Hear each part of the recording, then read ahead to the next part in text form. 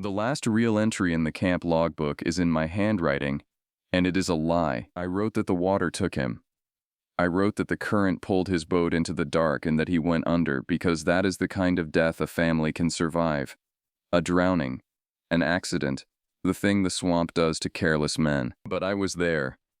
And I know what came up out of the flood that night and stood at the bottom of our stairs, breathing wrong, smelling of rot and river mud, patient as 40 years. I know it said a dead man's glove on our dock the way you set something down to free your hands. And I know it said a name. I spent one summer as a ranger in the largest river swamp in this country, in the deep water past the Sorrel cut, where the old hands had one rule they would break for nothing.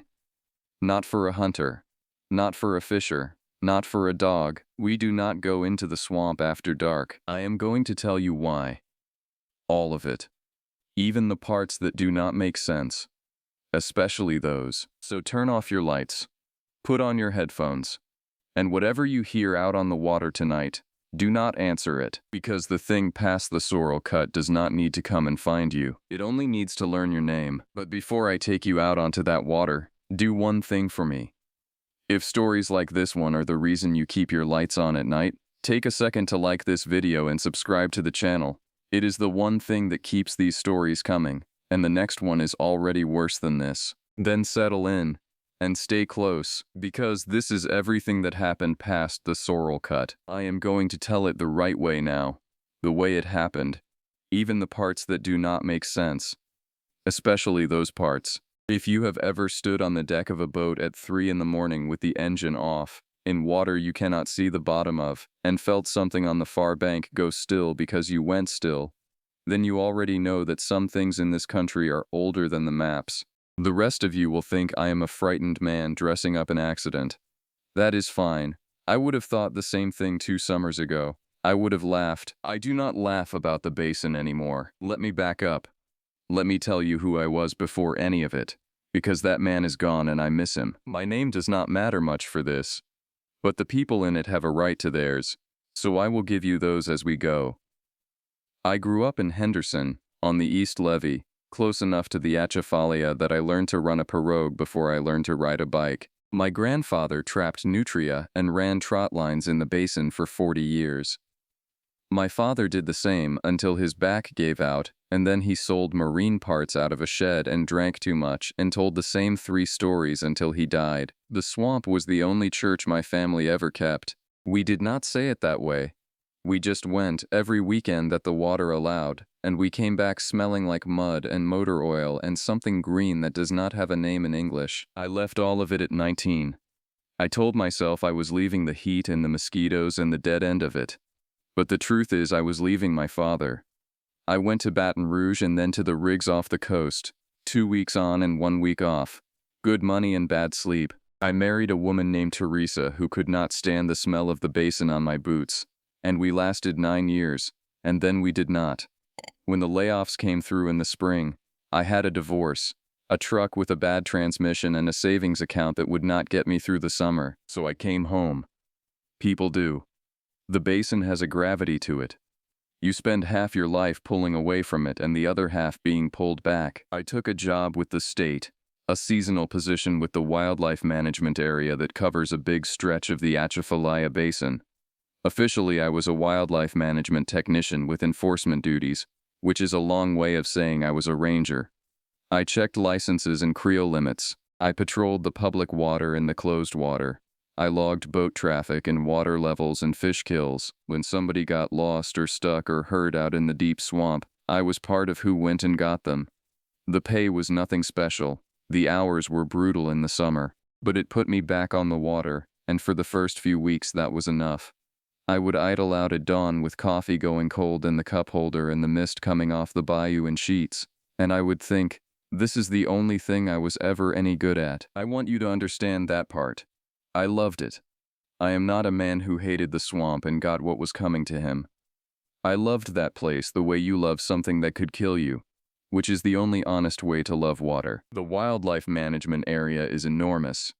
People who have never seen it cannot picture it. It is the largest river swamp in the country, a flooded forest of bald cypress and tupelo gum that runs for miles in every direction, cut through with bayous and canals and dead-end channels that the maps barely keep up with, because the water moves the sediment and the sediment moves the land. There are places out there that flood in the spring and turn to mudflat in the fall, and a channel that carried your boat in June will be a wall of green by August. The locals navigate by memory, by the shape of a particular cypress or the lean of a dead snag, because the official charts are a polite fiction. I knew a good deal of it from my childhood. I did not know all of it. Nobody knows all of it. That is the first thing you have to accept out there. The basin is bigger than your knowledge of it, always. And it does not care how long your family has run it. My base was a camp the state kept on pilings out near the far edge of the management area, where the public water gave way to a long stretch of closed channels that had been shut to fishing and trapping for a conservation study. The camp was a single building up on stilts above the high water line, with a generator, a radio, 3 bunks, a propane stove, and a screened porch that the mosquitoes treated as a suggestion rather than a barrier. There was a metal dock, 2 patrol boats, a flat-bottom aluminum john boat with a mud motor for the shallow runs, and a fiberglass center console for the open water. We had a sat phone that worked when it felt like it, and a VHF radio that talked to dispatch over in the parish station when the weather was clear. Cell signal did not exist. You could hold your phone up to the sky out there until your arm fell off and you would get nothing. There were 3 of us at the camp most of that summer, with a 4th coming and going. Bo Landry was the senior man, and he had been working that basin longer than I had been alive.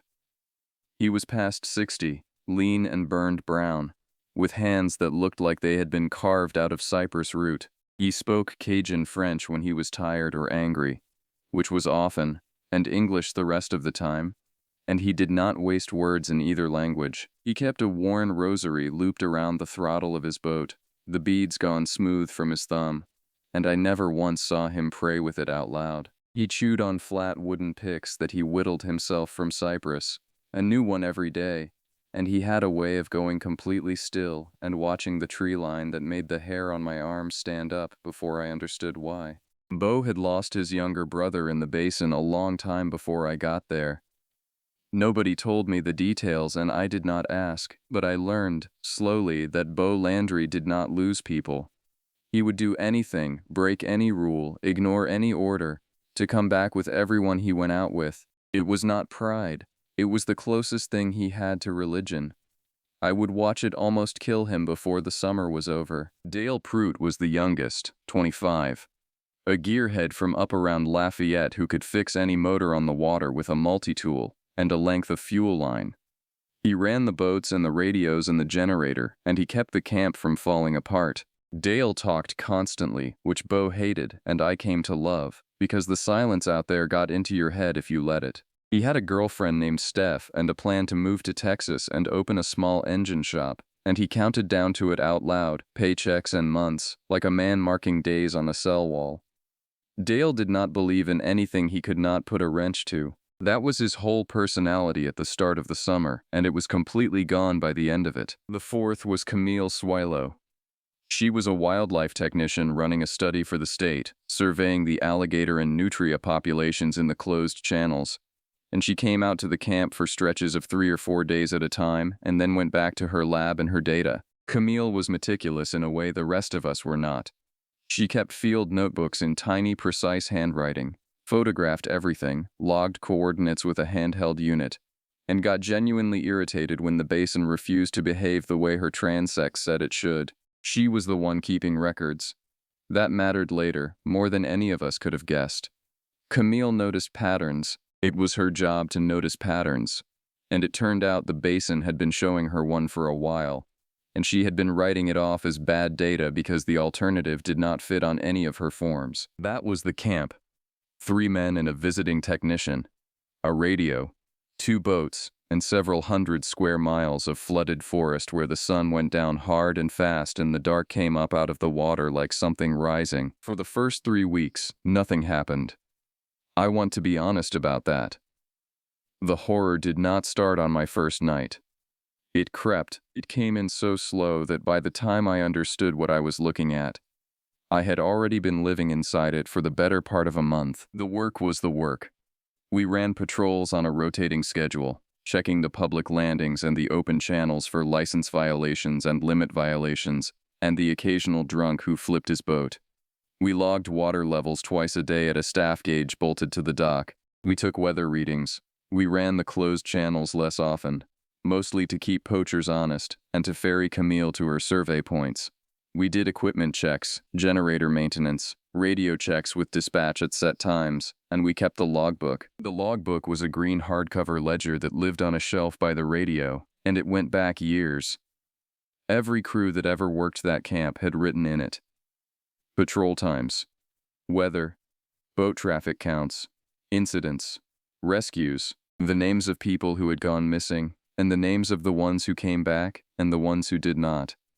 I read it at night when I could not sleep, the way you read a stranger's diary, and at first it was just the ordinary record of a hard place.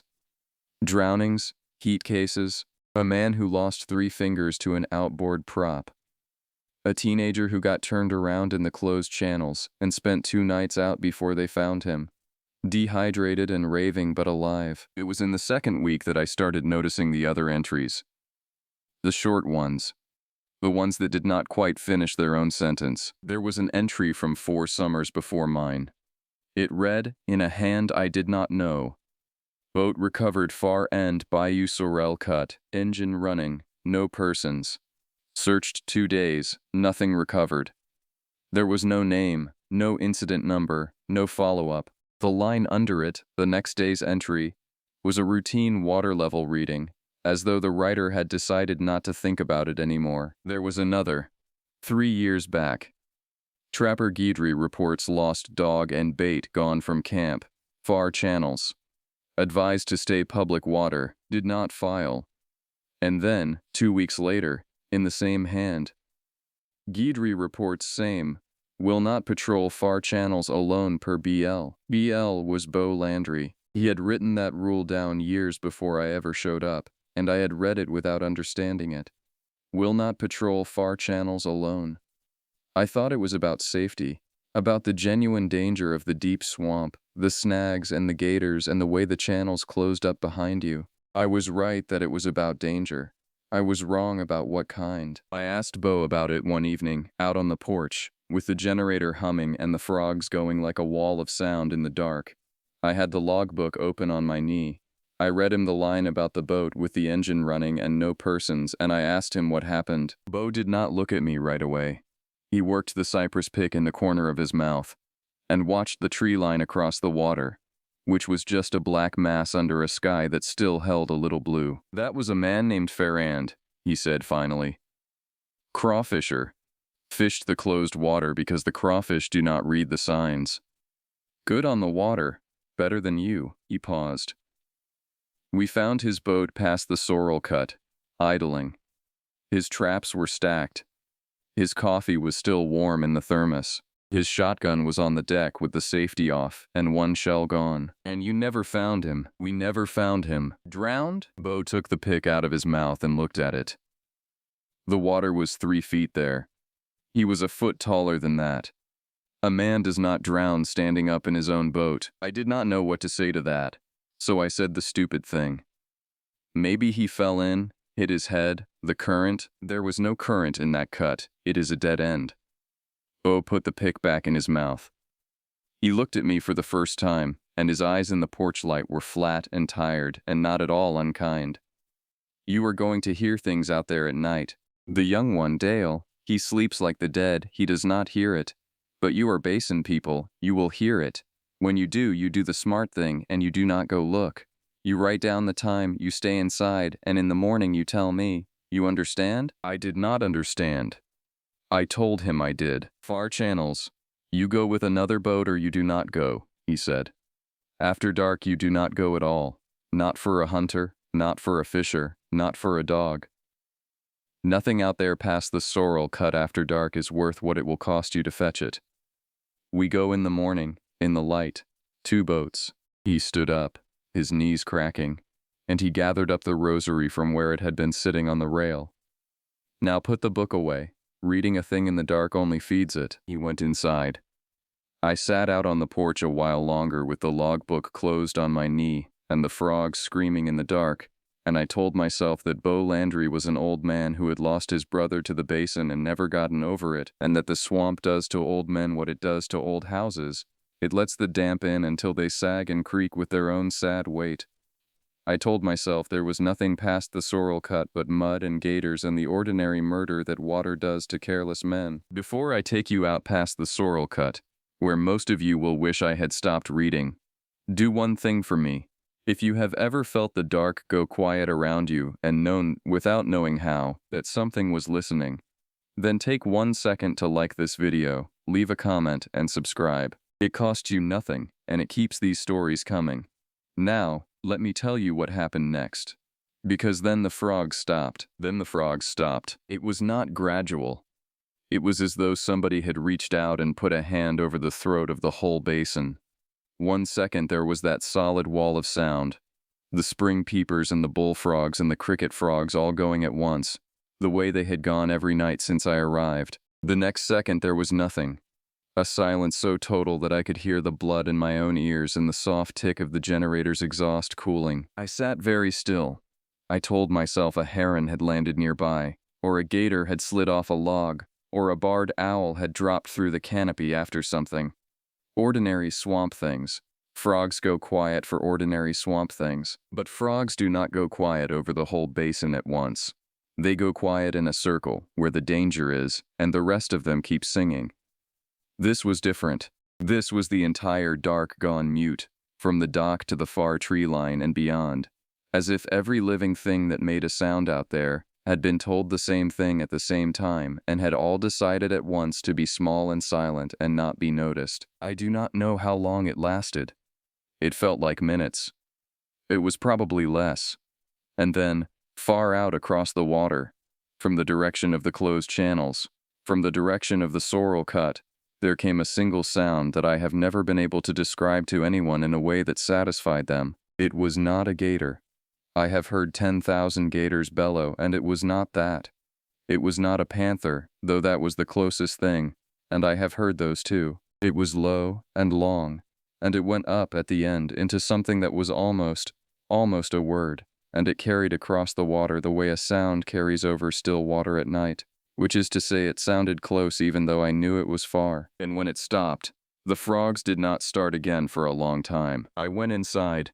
I did not write down the time. I told myself I would do it in the morning. And in the morning I told myself I had imagined the whole thing and I did not write it in the logbook, and that was the first mistake I made out there. I want it on the record now. I heard it on my 19th night in the basin and I did not write it down. And if I had, maybe Beau would have done something different, and maybe Junior Castile would still be alive. Maybe. The basin does not deal in maybes. But I think about it. The heat that summer was the kind that people who do not live in the swamp do not believe in. By the middle of June, the air over the basin was a wet weight you wore on your shoulders from the moment you stepped out of the camp. The water sat flat and brown and warm as bath water, and the cypress canopy held the heat in under it like a lid on a pot. You drank water constantly and you sweated it out faster than you could put it in, and your shirt never dried, not once, not even at night. The mosquitoes came up off the water in clouds thick enough to change the color of the air, and the deer flies took bites out of you that bled. Camille had a forearm that looked like a war zone, and she logged the bug counts the same way she logged everything, in her tiny, precise hand, as if the suffering became more bearable once it was data. We worked the early mornings and the late evenings, and we hid from the worst of the midday in the camp, where the generator ran a single window unit that turned the main room into a tolerable place to write reports and stare at the ceiling. It was a good rhythm. It was the rhythm of every working person who has ever made a living off the basin in summer. You move when the swamp lets you and you wait when it does not. I had put the night of the frogs out of my mind, mostly. Daylight does that. Daylight turns the basin back into a working place full of working problems, and the problems that summer were ordinary ones. A John boat full of out-of-parish men kept fishing the closed channels, and we ran them off twice before Dale finally caught their registration numbers and we filed on them. A family from up north got their pontoon boat hung on a sandbar in the public water and we spent a hot afternoon getting them off. A gator that had gotten used to being fed by fishermen started following boats and bumping them, And Camille had opinions about that, mostly about the fishermen. It was during the gator business that I first heard the name Junior Castile. We were at the public landing at the East End, the busy one, where the boat ramp stayed crowded on weekends and there was a bait shop and a beer cooler and a parking lot full of trucks and trailers.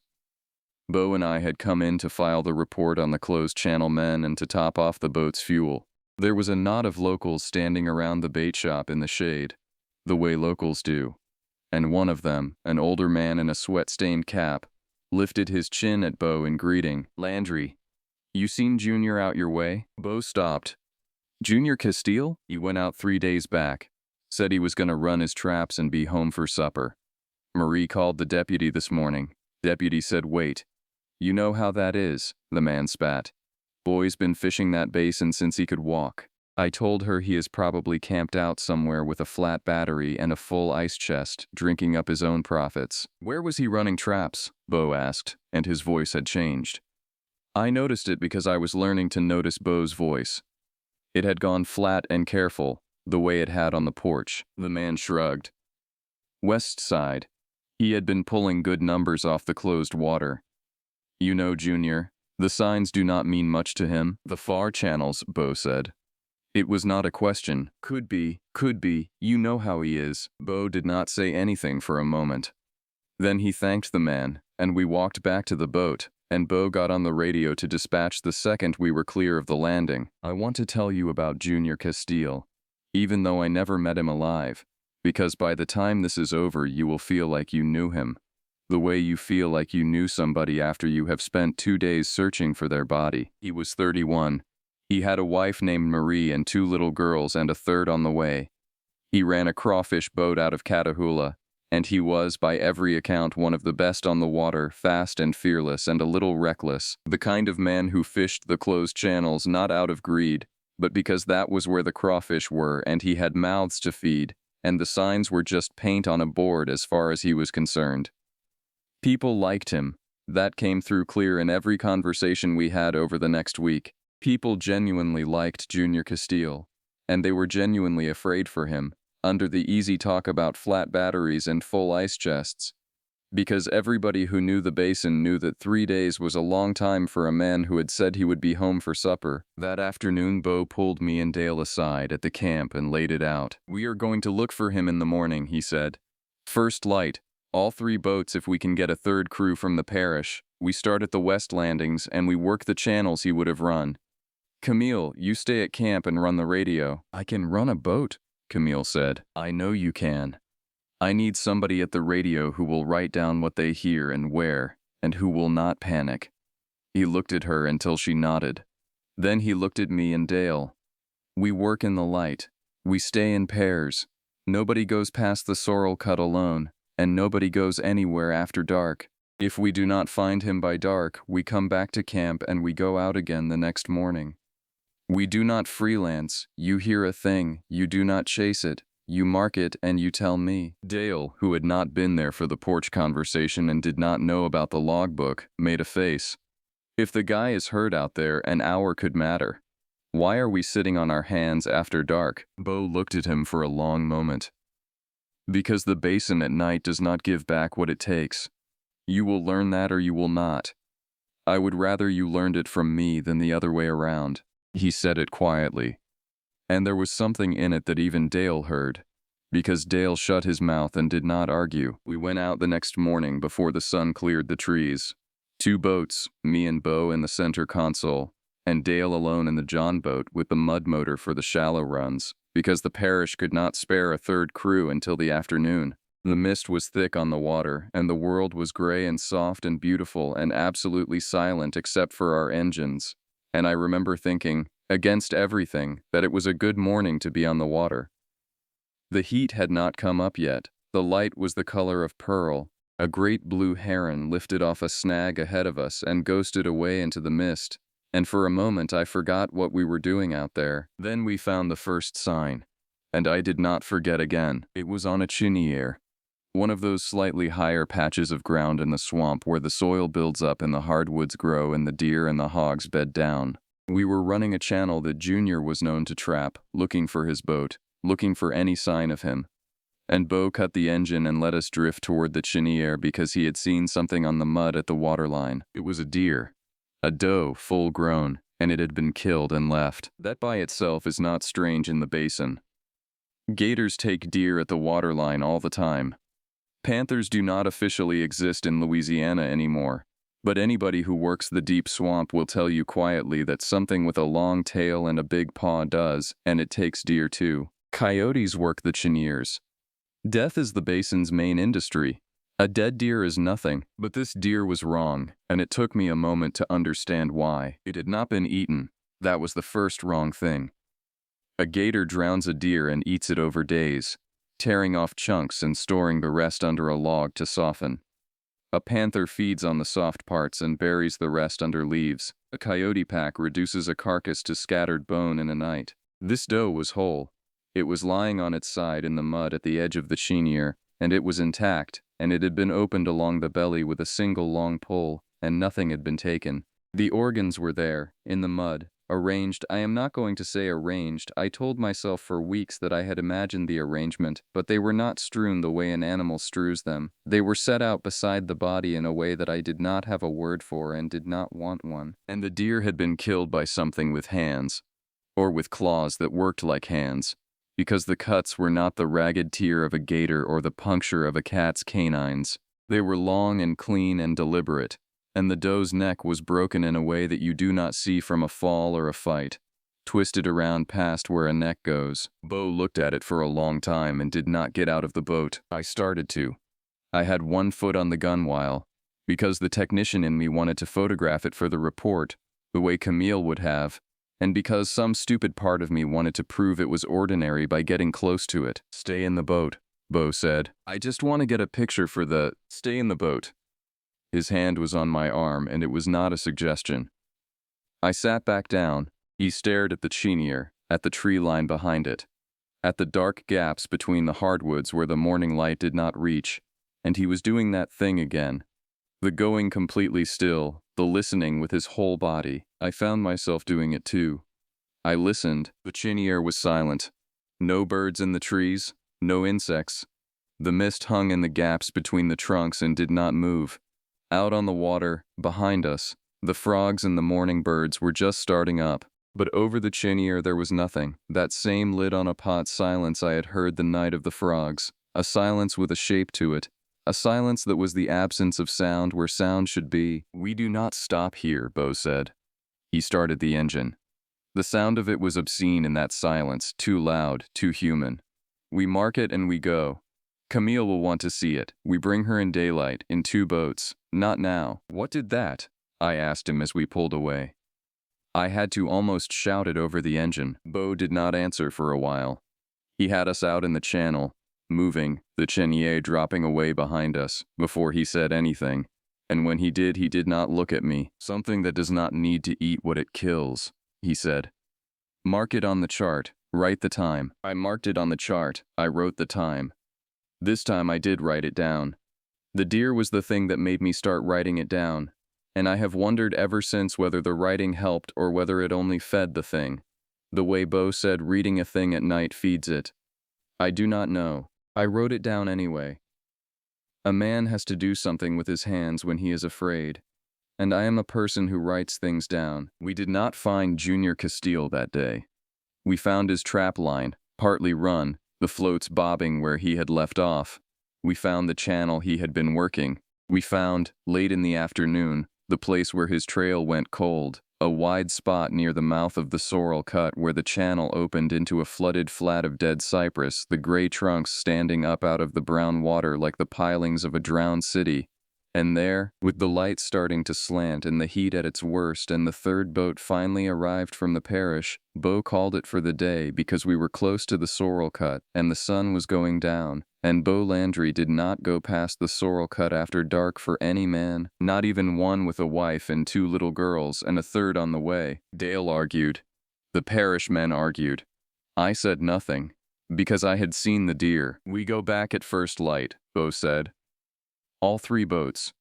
We worked the Sorrel cut and the flats past it in the morning, in the light, together. You looked at the lowering sun and the gray drowned forest ahead of us. And for just a moment I saw something on his face that I had not seen before and did not see again until the very end. It was not stubbornness, it was fear, old and patient and worn smooth, the way the beads of his rosary were worn smooth. "I am sorry, Junior," he said, so quietly I do not think he meant me to hear it. "I am sorry. But I am not feeding you another one." I did not know what that meant. I found out. That night the radio gave us the storm warning, and the storm changed everything, because it kept us off the water for 2 days. And during those 2 days, the thing that was out there past the Sorrel cut had Junior Castile all to itself. And it did with him whatever it does, and when we finally got back out there, what we found was not a rescue anymore. It was a recovery. And it was worse than that. But I am getting ahead. Let me stay in order. Order is the only thing that keeps this from becoming the ravings Bo warned me about. We came back to camp at dark, all 3 boats, the parish men peeling off to their own landing, and the rest of us idling up to the metal dock as the last light went out of the sky. Camille met us on the dock with the look of somebody who has been listening to a radio all day and writing down things that did not make sense. "You need to see something," she said, before we even had the boats tied off. She was holding her field notebook. We sat in the main room of the camp, with the window unit groaning and the moths beating against the screens, and Camille laid out her data on the table. She had been doing carcass surveys all summer, part of the alligator study, logging dead animals she found in the closed channels, recording species and condition and location and probable cause of death, because mortality data tells you things about a population. She was thorough. She had photographs and coordinates and dates going back to the start of her field season, and going back further because she had pulled the records from the technicians who had run the study in the years before her. "I kept finding kills I could not classify," she said, "all summer. Deer mostly. Some hogs. A few gators, which is strange in itself because what kills a grown gator? I logged them as undetermined predation because that is the honest thing to do when you do not know. But look," she had a map. On it she had plotted every undetermined kill, hers and the ones from the previous technicians, 4 years of them. They were not scattered randomly across the management area, the way ordinary predation would be. They were concentrated. They made a rough ring, a territory, and the heart of that territory, the densest cluster of them, was the flooded flats past the Sorrel cut. "Predators have territories," she said. "That is normal. But the size of this one, and the kill rate, it does not match anything I know. A panther territory would be bigger and the kills would be fewer and they would be eaten. These are not eaten." She tapped a photograph. It was a hog, a big boar. Opened the same way the doe had been opened. The same long, clean pull, nothing taken. Whatever this is, it kills more than it needs, and it does not feed. That is not how animals work. Animals do not waste energy. Killing costs energy. Nothing kills for no reason. "Something does," Bo said. He was standing by the window, not looking at the map. Camille looked at him. "What? You said nothing kills for no reason. Something does." He turned around. In the bad light of the camp, he looked older than I had ever seen him. "Keep going, show them the dates." Camille hesitated, then went on. "The kills cluster in time too. They are not evenly spread through the year. They come in waves, a few weeks at a time, and then nothing for months. And the waves," she pulled out another sheet. "The waves line up with the times when people go missing in the basin." I went back through the parish records. Every time there is a cluster of these kills past the Sorrel cut, within a month, somebody who is working the far channels does not come home. 4 years. 4 times. Ferrand, the crawfisher, 4 summers ago. A hunter the next fall. A man running an illegal trap line 2 springs ago that nobody reported until his brother came looking. And now there is a cluster, the biggest one yet. It has been building for 3 weeks, and Junior Castile did not come home," I finished. "The deer was 3 weeks into the cluster. The night of the frogs was 3 weeks into the cluster. I had heard the sound at the start of the worst wave of kills in 4 years and I had not written it down." The room was quiet except for the window unit and the moths. Dale, who had been listening with his arms crossed and his jaw set, finally spoke. "Okay, So there is a big predator out past the Sorrel cut. A panther, a pack of something, a rogue gator, whatever. It has a good territory and it is having a good year. People who go out there alone get hurt, or lost, or they drown, and we blame the animal. That is sad, but it is not. It is not whatever you two are dancing around. Just say it. What do you think it is? Bo looked at him for a long time.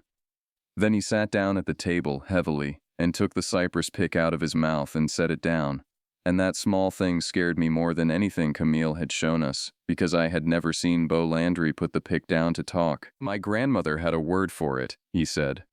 I am not going to say the word, because saying the word in the dark out here is a foolish thing, and I am not a foolish man. The old people had names for the thing that lives in the deep swamp and takes a man every few years and does not give him back. They said it was a man once. They said it was a man who did a thing he should not have done, or had a thing done to him, and the basin kept him and changed him, and now he is not a man and not an animal. He is the hunger that is in the basin wearing the shape of a man. They said he runs the far channels at night. They said he is patient. They said he can go years quiet, and then he wakes up hungry and he kills more than he can eat. And when the killing is not enough, he takes a person, and after he takes a person, he goes quiet again for a long time, fed. He stopped.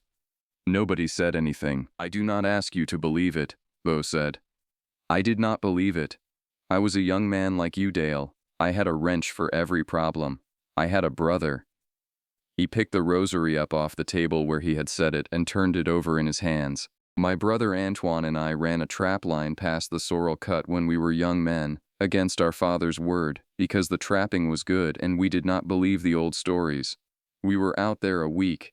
On the 5th night the frogs stopped, all at once, the way they do, and Antoine heard something out on the water and he took the pirogue to go look because he was a man with a wrench for every problem, and I told him to stay, and he laughed at me and he went. You found him?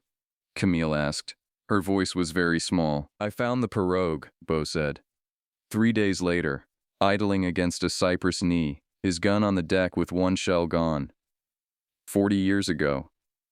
He set the rosary down again, carefully, like it was made of something that could break. I have worked this basin every summer since, and I have written one rule in that book in there that every crew follows whether they believe it or not. We do not go past the Sorrel cut after dark, not for a hunter, not for a fisher, not for a dog. Because I went out there once for the only person I loved, and the basin kept him, and it has been waiting 40 years for me to come back and bring it another one. And I will not. I will not feed it, not Junior Castile, not any of you, not me. The window unit groaned. A moth got through a gap in the screen and went mad against the bare bulb over the table. We go out at first light, Bo said, picking up the cypress pick and putting it back in his mouth, and just like that he was the senior man again. Flat and careful and in command. We work the flats past the Sorrel cut in the morning, all 3 boats, together in the light. We find Junior if he can be found, and we are off that water before dark if I have to drag every one of you off it by the collar. Now eat something and sleep. Tomorrow is a long day. We did not sleep. At least I did not. I lay in my bunk and listened to the basin and waited for the frogs to stop, and they did not. And somehow that was worse, because it meant the thing out there was not coming to the camp tonight. It was past the Sorrel cut, fed and patient, sitting with whatever was left of Junior Castile, and it had no reason to come and find us. Not yet. The storm came up out of the Gulf the next morning and shut the basin down for 2 days. I will tell you about those 2 days, because that is when the thing came closer than it had ever come. And that is when Dale Pruitt stopped believing in a world made only of things you can put a wrench to. The storm was a tropical system that had not organized enough to get a name, but it did not need a name to flatten the basin. The wind came first, bending the cypress and tearing limbs down into the water, and then the rain came in sheets so thick you could not see the dock from the porch, and the radio filled up with weather warnings and small craft advisories and the calm, clipped voice of dispatch telling everybody on the water to get off it. We got off it. We pulled both patrol boats up onto the lift and lashed everything down and shuttered the windows, and then there was nothing to do but sit inside the camp while the storm beat on it and wait for it to pass. The first day was just weather. Bad weather, the kind that makes a camp on stilts feel like a boat in a heavy sea. the whole structure shuddering when the gusts hit, the rain hammering the metal roof so loud we had to raise our voices. The water came up fast, the way it does in the basin, the brown flood rising up the pilings, swallowing the lower steps of the dock, turning the world into a single sheet of moving water with the cypress trunks standing up out of it. We played cards. Dale told stories about his engine shop in Texas. Camille organized her data. Bo cleaned his shotgun, slowly, methodically, and kept it within reach after. Which I noticed and did not mention. It was the second night of the storm that it came. The rain had backed off to a steady drumming and the wind had dropped, and we had turned off the generator to save fuel and were sitting in the dark with a couple of battery lanterns. Because the storm had knocked out the radio repeater over in the parish and dispatch was just static, we were cut off. No radio, no phone, no way out until the water settled and the wind died enough to launch a boat. 4 people in a box on stilts in the middle of a flooded forest, in the dark, in the rain. Dale heard it first, which surprised everybody, because Dale slept like the dead, and Bo had said the young one would not hear it. "You hear that?" Dale said. He had been half asleep in a chair, and he sat up. We listened. At first there was just the rain on the roof and the drip of water off the eaves and the slap of the flood against the pilings. And then under it there was a sound that did not belong to the storm. It was a sound from the water, close, from the direction of the dock, a sound of something large moving through the flood, slow, deliberate, parting the water and letting it close again. Not the random slap of debris, not a gator which moves and then goes still. This moved steadily, the way a thing moves when it is going somewhere, when it has a purpose. It moved along the edge of the camp, around the pilings, slow, and we sat in the dark and tracked it by sound, all 4 of us, nobody breathing. "Gator," Dale whispered, but he did not believe it. You could hear in his voice that he did not believe it. Big gator riding out the storm. The sound stopped. It stopped directly below the porch, at the foot of the dock steps, in the place where the flood had risen up over the lower steps. And then there was a different sound. A sound I will hear for the rest of my life. A sound of weight coming up out of the water and onto the dock. A wet, heavy, deliberate sound. And then the soft groan of the dock boards taking a load. And then a pause. And then another step. Something had come up out of the flood and it was on the dock and it was walking toward the camp. Bo moved. He moved without a sound. Faster than a man his age had any right to move. And he had the shotgun off the table and he was between us and the door before I had even fully understood what I was hearing. He did not turn on a light. He did not say a word. He stood in the dark with the shotgun low and ready and his head cocked, listening. And the rest of us froze where we sat. And the thing on the dock took another step, and another, and stopped. It was at the bottom of the camp's outer stairs. I could hear it breathing. I want to be precise about this, because it is the part nobody believes, and it is the part I am most sure of. I could hear it breathing, and it was not the breathing of an animal. It was slow and deep and ragged, a wet, rattling draw and release, like air pulled through something that was not built for air anymore. And under the breathing there was a smell that came up the stairs and through the gaps in the screen, a smell of rot and river mud and something else, something sweet and wrong and old, a smell like meat left too long in standing water. It was the smell that had been over the dead deer.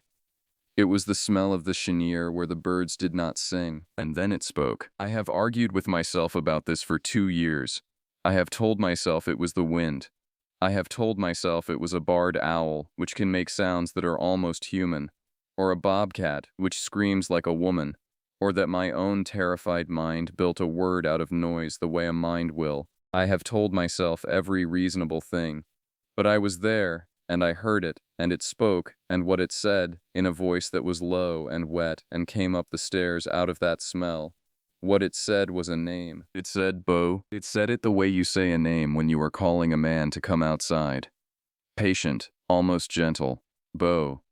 And then it waited. Bo Landry did not move.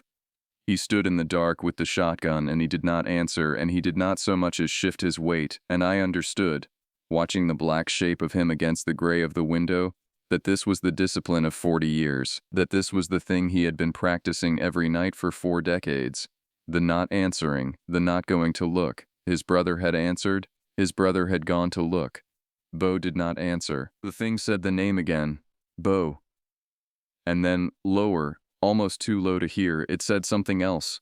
2 words, and I am not going to write the 2 words because they were the kind of thing only one other person living could have known. A thing from 40 years ago, a thing a younger brother might have said to an older one on a trap line. And they were said in a voice that was trying to be a voice it had heard a long time ago and could not quite remember how. It was close. It was horribly, almost, close. And it was wrong in a way I cannot put into words. The way a word is wrong when you say it too many times and it stops meaning anything. The way a face is wrong in a dream. Bo made a sound. It was very small. It was the sound a man makes when something reaches into the oldest part of him and squeezes. But he did not move. And he did not answer. And he did not go to look. We stayed like that for a long time. The rain drummed. The thing breathed at the bottom of the stairs. The smell filled the camp.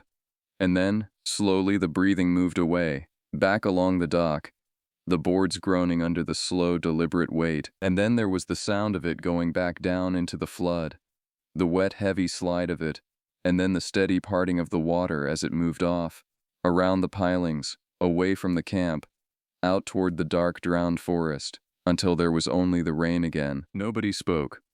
Nobody moved. After a long time, Bo lowered the shotgun, and he reached out in the dark and turned on one of the battery lanterns, and the small ordinary light of it was the most beautiful thing I have ever seen. Dale was crying. He was sitting in his chair with his knees drawn up and his face wet, this 25-year-old gearhead who had a wrench for every problem, and he was crying without any sound, and when he saw me looking, he did not even try to hide it. "That was not a gator," he said. His voice was wrecked. "Tell me what that was. You tell me right now what that was." "It was a thing that knows my brother's voice," Bo said. He set the shotgun down on the table. His hands were steady. I do not know how his hands were steady. It has been 40 years learning it. It is closer than it used to be. It still cannot quite get it right. He looked at the dark window, at the rain. It comes to the camp when the water is high enough for it to climb the dock. It does not happen often. The flood has to be just right. Tonight it was just right. He looked at the 3 of us, white-faced in the lantern light. "Now you know why we keep the rule. Now you know what is out past the Sorrel cut. We find Junior in the morning if the storm breaks, and then we leave this place and we do not come back until the wave passes and it goes quiet again. We do not have to understand it. We only have to not feed it." Camille had her field notebook open. Her hand was shaking so badly she could barely write. But she was writing. She was writing down the time, and the smell, and the breathing, and the name, because that is what she did. That is what I did. That is what people like us do. We write it down. We try to make it data. We try to make it a thing that fits on a form. I do not know if it helps. I have come to think it does not. I have come to think Bo was right, that some things feed on being looked at, on being written down, on being made into a story. But we could not help ourselves. We are the kind of people who have to know. The thing did not come back that night. The storm broke before dawn, the way summer storms do, all at once, the wind dying and the rain trailing off and a sick green light coming up in the east. We went out onto the porch when it was light enough, the 4 of us, and we looked at the dock. There were marks on the boards, wet, even after the rain, as though they were still wet from underneath. They were prints, of a kind, long and broad, and they did not match anything, not a gator, not a man, not a panther. They came up the dock from the flood, and they stopped at the bottom of the camp stairs, and they went back. And at the bottom of the stairs, where the thing had stood and said Bo Landry's name, there was a single object that had not been there before. It was a crawfisherman's glove. A heavy rubber glove, the kind they wear to run traps, the kind that protects your hands from the pinch and the cold. It was lying on the dock at the bottom of the stairs, palm up, as though it had been set there, placed there, the way the dough's organs had been set out in the mud. It was Junior Castile's. We would confirm that later, from Marie, who recognized it, who broke down when she saw the photograph of it. But we knew before we confirmed it. We knew standing on that porch in the sick green light, The thing past the sorrel cut had brought us a piece of Junior Castile and set it at the bottom of our stairs, and I have never been able to decide what that was. A warning, an invitation, a trade. I do not know how a thing like that thinks, if it thinks. I only know that it had wanted us to find it, and we found it. And Beau Landry looked at that glove for a long time, and then he went inside and got on the radio, and the storm had brought the repeater back, and he called the parish, and he reported a presumed drowning. That was the lie he told the radio. The same lie I would later write in the logbook, because there is no form for the truth, because the truth does not fit on the line, because you cannot tell a dispatcher in a clean-clipped voice that the swamp has a thing in it that takes a man every few years and brings back his glove. We went out that morning to look for the rest of Junior Castile.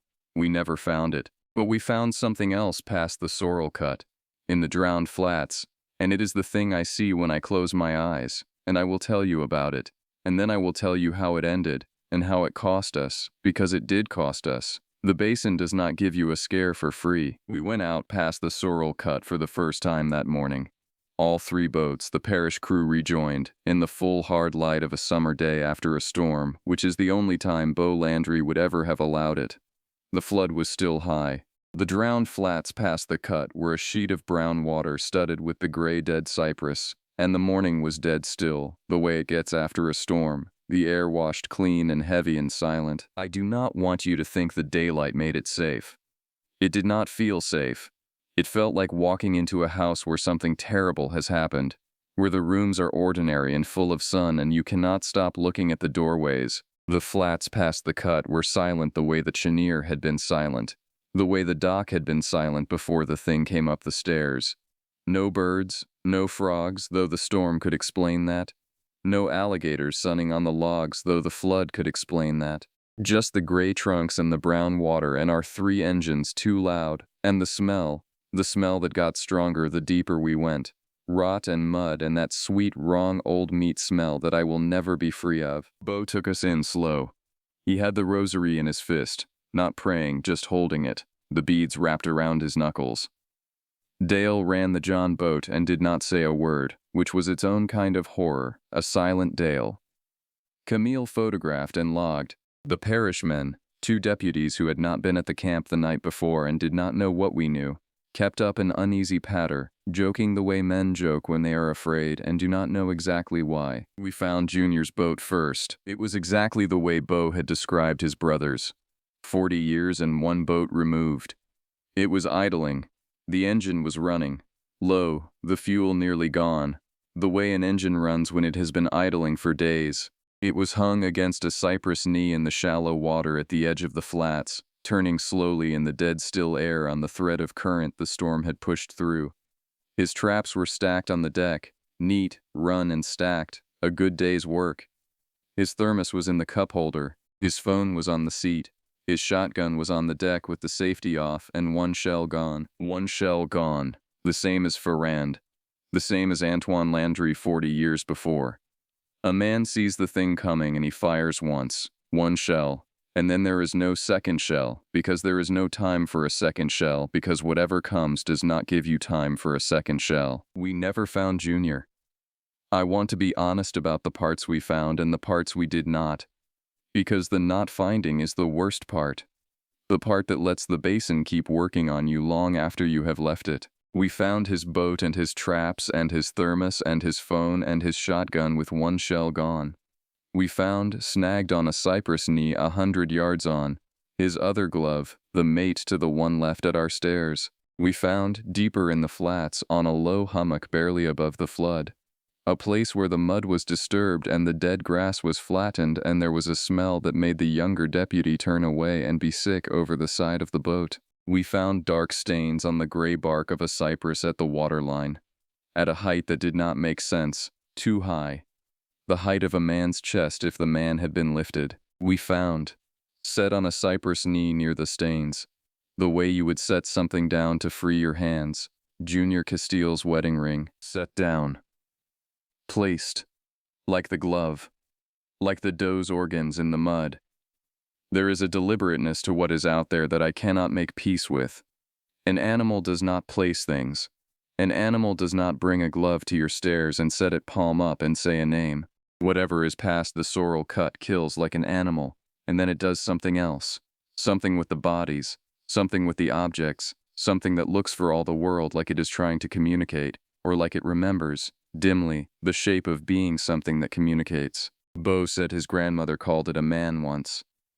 Standing in those flats, looking at that ring on that cypress knee, I believed her. The younger deputy, the one who had been sick, wanted to push deeper into the flats. He was angry, the way men get angry when they are frightened, and he wanted to find Junior, all of him, and bring him home to Marie, and that is a good and human want, and I do not fault him for it. He had a John boat, and he gunned it deeper into the drowned forest before Bo could stop him, in toward the heart of the territory, the densest cluster on Camille's map, the place all the kills pointed at. Bo went after him.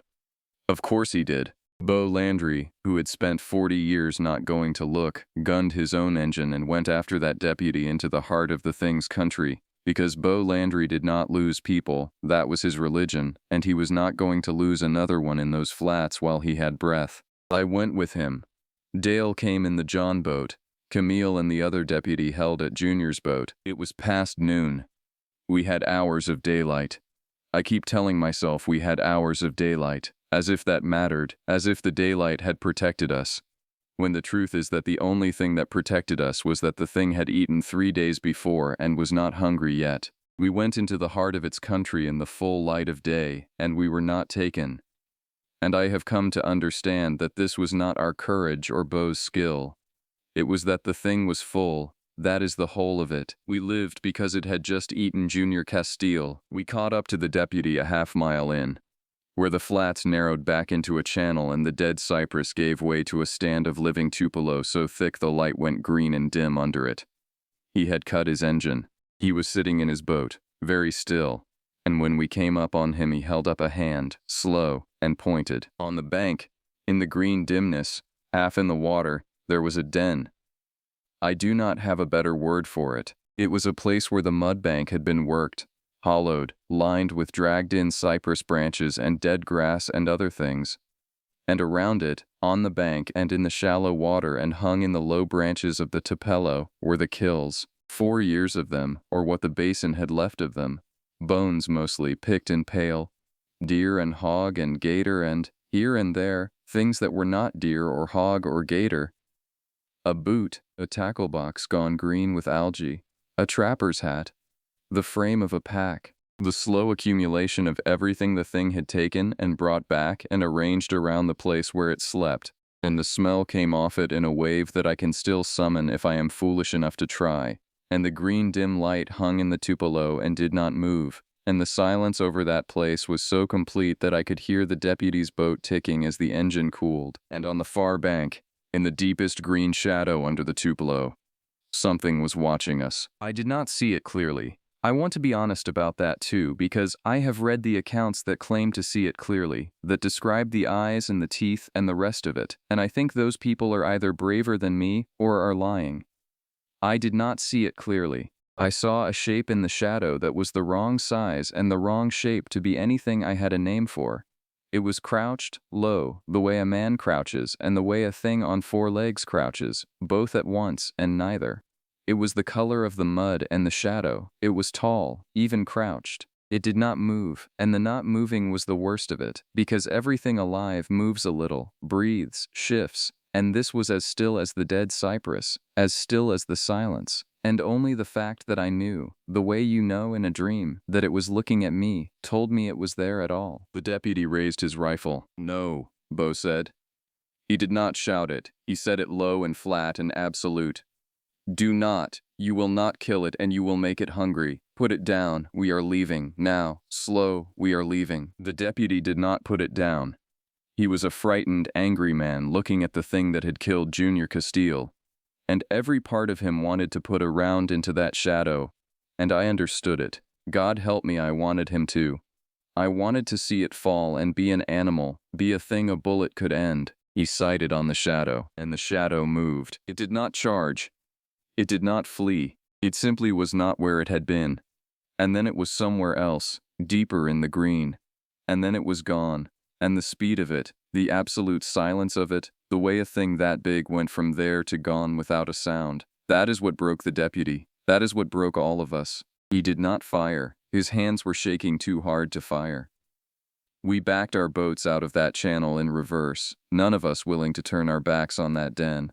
And we did not breathe right until we were out in the open flats again with the hard sun on us. And even then we did not breathe right, because we all knew it was still there, in the green, watching us leave, full and patient and in no hurry at all. We got back to Junior's boat. We collected what there was to collect. The ring, the gloves, the shotgun, the personal things to give to Marie.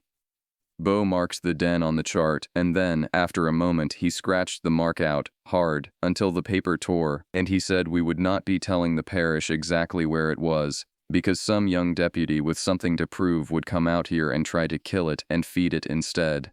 And the basin had been fed enough. We were off the water before dark. Beau saw to that. We were back at the camp with the boats on the lift and the doors shut before the sun went down. And we sat up all night with every light burning and the generator running and the shotgun on the table. And the frogs sang the whole night long, because the thing was full, because it had Junior, because it would be quiet now for a long time. That should have been the end of it. We found what there was to find.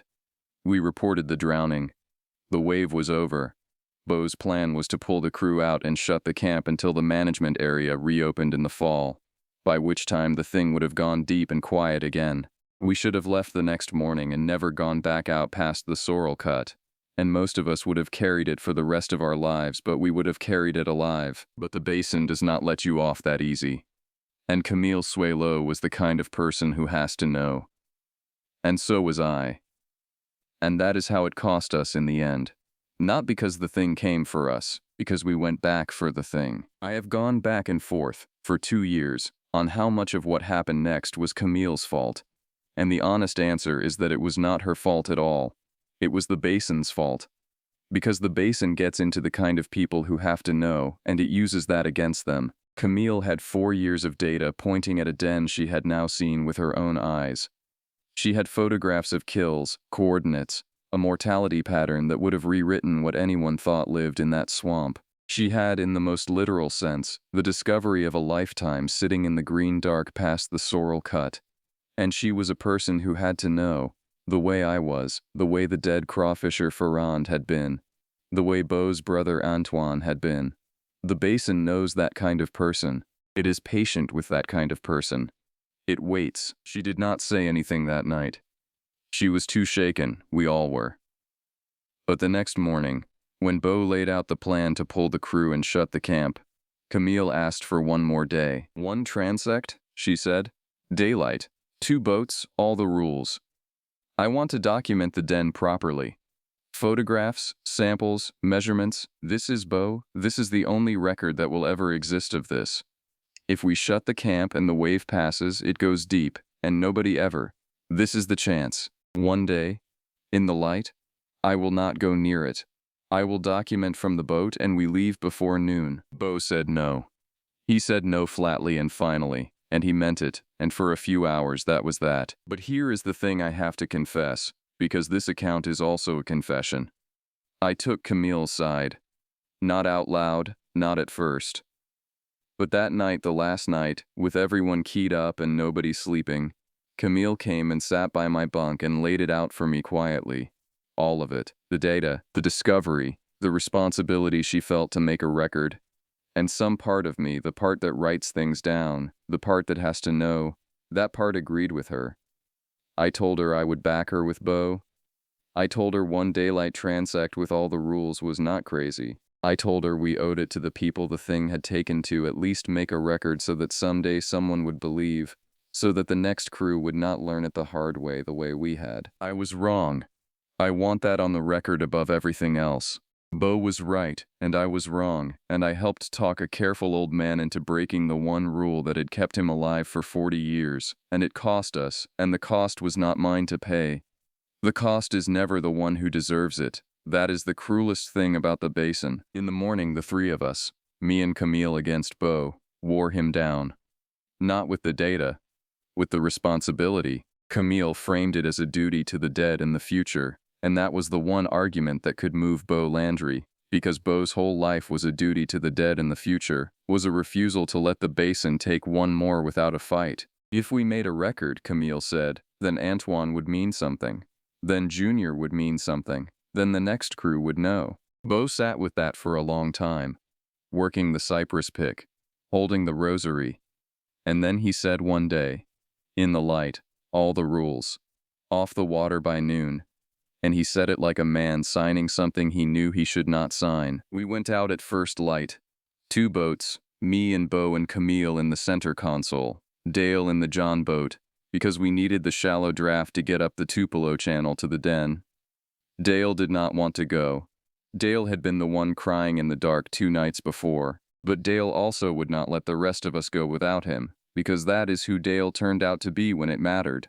Under all the talk about Texas and engine shops, he was a person who would not let his crew go into the green dark without him. He counted his months out loud the whole way out, paychecks and weeks until Texas, like a man saying a rosary of his own. The flats past the Sorrel cut were as silent as before. The smell was less. 2 days on, the thing fed and quiet.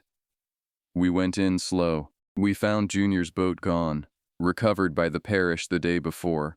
But the cypress knee where his ring had been set was still there, and the stains on the bark, browner now. We went on. The morning was bright and dead still, and the silence over the flats was so total that Dale's mud motor sounded like a scream. We came to the narrow channel where the dead cypress gave way to the living Tupelo, where the light went green and dim, and Bo stopped both boats at the mouth of it and looked into the green for a long time before he would take us in. He was listening with his whole body. The rosary was wrapped around his fist. "Quick," he said. "Camille, you get your pictures from the boat. You do not get out. Nobody gets out. 10 minutes and we are gone. If I say go, we go, and you do not argue, you do not finish your picture, we go. Yes?" We said yes. We went in. The den was as we had left it. The bones, the boots, the tackle box, the slow museum of everything the thing had taken. Camille shot it methodically, her camera clicking, narrating coordinates and measurements to herself in her tiny, precise voice, and the rest of us sat with the engines idling and watched the green dark on the far bank where the shape had crouched, and there was nothing there. And the nothing was almost worse than the something. It was Dale who saw what we had missed.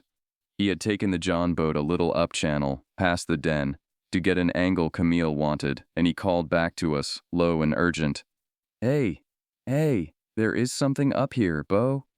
There is, oh God, there is somebody up here. There was a person up the channel. It was a man, or it had the shape of a man, standing in the shallow water at the edge of the Tupelo, 50 yards up channel, in the green dim light, with his back to us. He was standing very still. He was wearing the brown coveralls of a crawfisherman. He had dark hair. He was the right size, the right shape.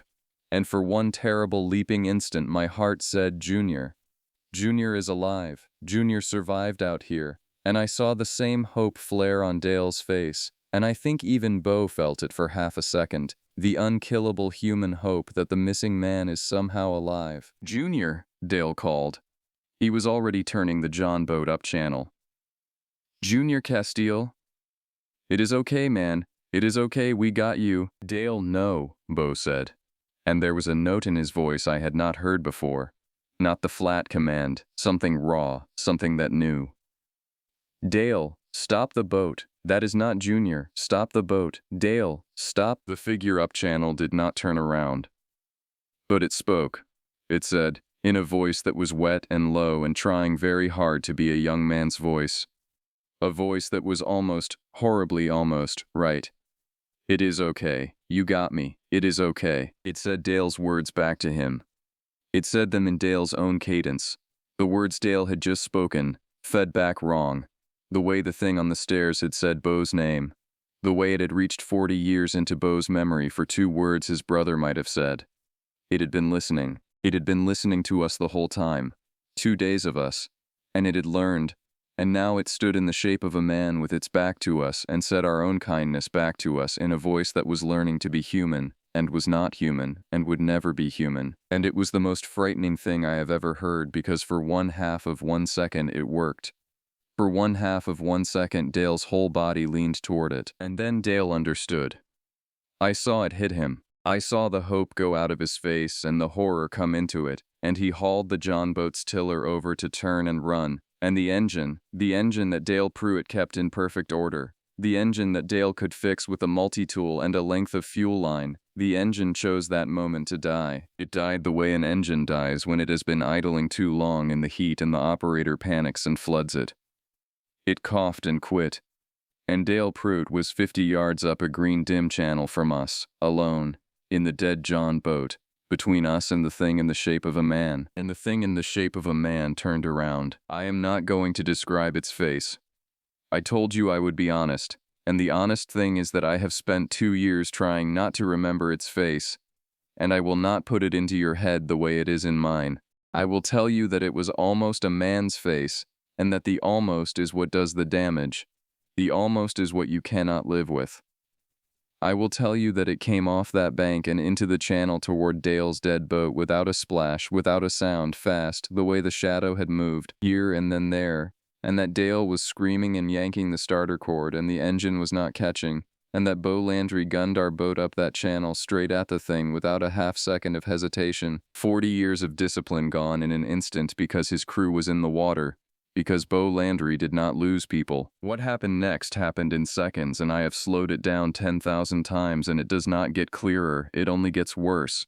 Bo drove our boat between Dale and the thing.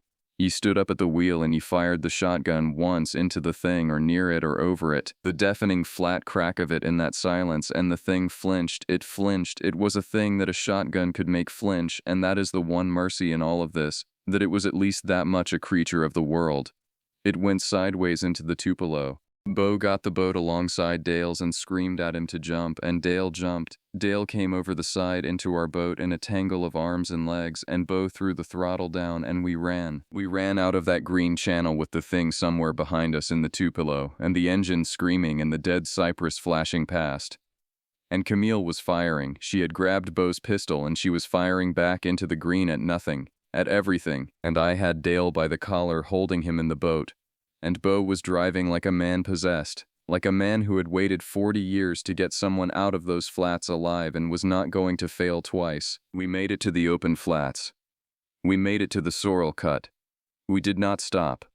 We ran all the way back to the camp with both boats wide open. Dale's dead John boat abandoned in the channel. Left behind, a sacrifice, and behind us the green dark closed up, and the thing did not follow us out into the light. It never follows you out into the light. It does not have to. It knows you have to come back through the dark eventually. It is patient. It is so patient. We made it. All 4 of us, alive, back at the camp. But the basin does not give you a scare for free. It does not let you run from its heart and pay nothing. We made it back with all 4 of us alive. And I have to tell you what it cost, because it did cost, and the cost was Bo. Bo Landry was bleeding when we got him to the dock, and we had not even seen it happen. In the green channel, in the seconds when he drove the boat between Dale and the thing, when it went sideways into the Tupelo, it had reached the boat. None of us saw it. It happened in the half-second the shotgun went off, in the chaos of Dale coming over the side. It had reached our boat, and it had laid Bo's left arm and shoulder open. 3 long, clean cuts, the same long, clean cuts that had opened the dough on the Chenier. The same deliberate pull, and Bo had driven us 40 minutes back to camp without a word about it because he was getting his crew out, and a man like Bo does not stop driving the boat because he is bleeding. We saw it when he tried to climb out onto the dock and his arm would not hold him. The cuts were deep. They were not the ragged tear of a snag or a prop. They were clean and long, and they had gone to the bone in places, and the blood was bad, and we were 40 water minutes and a long radio relay from any help, with the repeater working but the nearest medical help a helicopter or an ambulance and boat away. Camille, who had medical training as part of her field certification, packed the wounds and got the bleeding slowed while I got on the radio, and Dale, gray-faced, silent Dale, got the fastest boat fueled to run Bo to the landing where the parish could meet us. Bo was conscious. He was gray and he was shaking with the blood loss, but he was conscious, and he held onto my wrist with his good hand while Camille worked, and he made me listen. "You write it as a drowning," he said. "Junior. You write it as a drowning." And the den, you do not put the den on any chart, you hear me? Some fool will go kill it and feed it. You let it go quiet. You let it go deep. You shut this camp, and you do not let them open it in the fall. You make up a reason, water levels, funding, anything. You keep people off that far water until the wave is good and past. His grip was hard. And you do not come back. You are basin people. It knows you now. It has heard your voice for 2 days. It will be listening for you. You do not come back. Promise me. I promised him. I would have promised him anything. Antoine, he said. And his eyes were not quite focused anymore, and I thought we were losing him. I never went to look. 40 years. I never went to look. You tell them I never went to look. And then, lower, the last clear thing he said before the shock took him under. But I got these ones out. Tell Antoine I got these ones out. We ran him to the landing. The parish met us with an ambulance. They got him to a hospital in Lafayette and he lived. I want you to know that because so much of this is loss, and Beau Landry lived. He lost most of the use of his left arm. He never worked the basin again, but he lived, and the last I heard of him, a year ago, he was on his porch in Catahoula with his rosary and his cypress picks, an old man who got out of those flats alive, who got all of his crew out alive, which is the only thing he ever wanted and the one thing the basin had told him for 40 years he could never have. Dale Prout quit the next day. He did not finish the season. He took Steph and he moved to Texas a month early and he opened his engine shop. And we trade messages sometimes, and we do not ever talk about what we heard in the Green Channel. The voice that said it is okay you got me in his own cadence. The voice that he leaned toward for half a second. I think Dale leans toward it still, in his dreams. I think we all do. The thing learned our kindness and gave it back to us as bait, and you do not recover from learning that your own decency can be used as a hook. Dale is alive and well and far from the basin, and I am glad. He was a person who would not let his crew go into the dark alone. The basin almost took him for it. There is no justice out there. I have stopped looking for it. Camille Swilo finished her study, but she did not publish the part that mattered. She had the data, the photographs, the den, the discovery of a lifetime, and she sat on it. We talked about it, the two of us, the people who had to know, and in the end she decided that some things you do not write up. Not because they are not true, but because publishing them is its own kind of feeding, is its own kind of going to look, is its own kind of opening a door and calling out into the dark. She filed her alligator survey. She classified the kills as undetermined predation, the honest coward's term, and she left it at that, and she changed her field of study the next year to something inland, something dry, something with no green channels in it. The last thing she said to me about it, she said, I had to know. Now I know. I do not recommend it. I think about that more than almost anything else. I had to know. Now I know. I do not recommend it. And me? I shut the camp. I told the state the water levels were unstable and the structure was unsafe, which was not entirely a lie.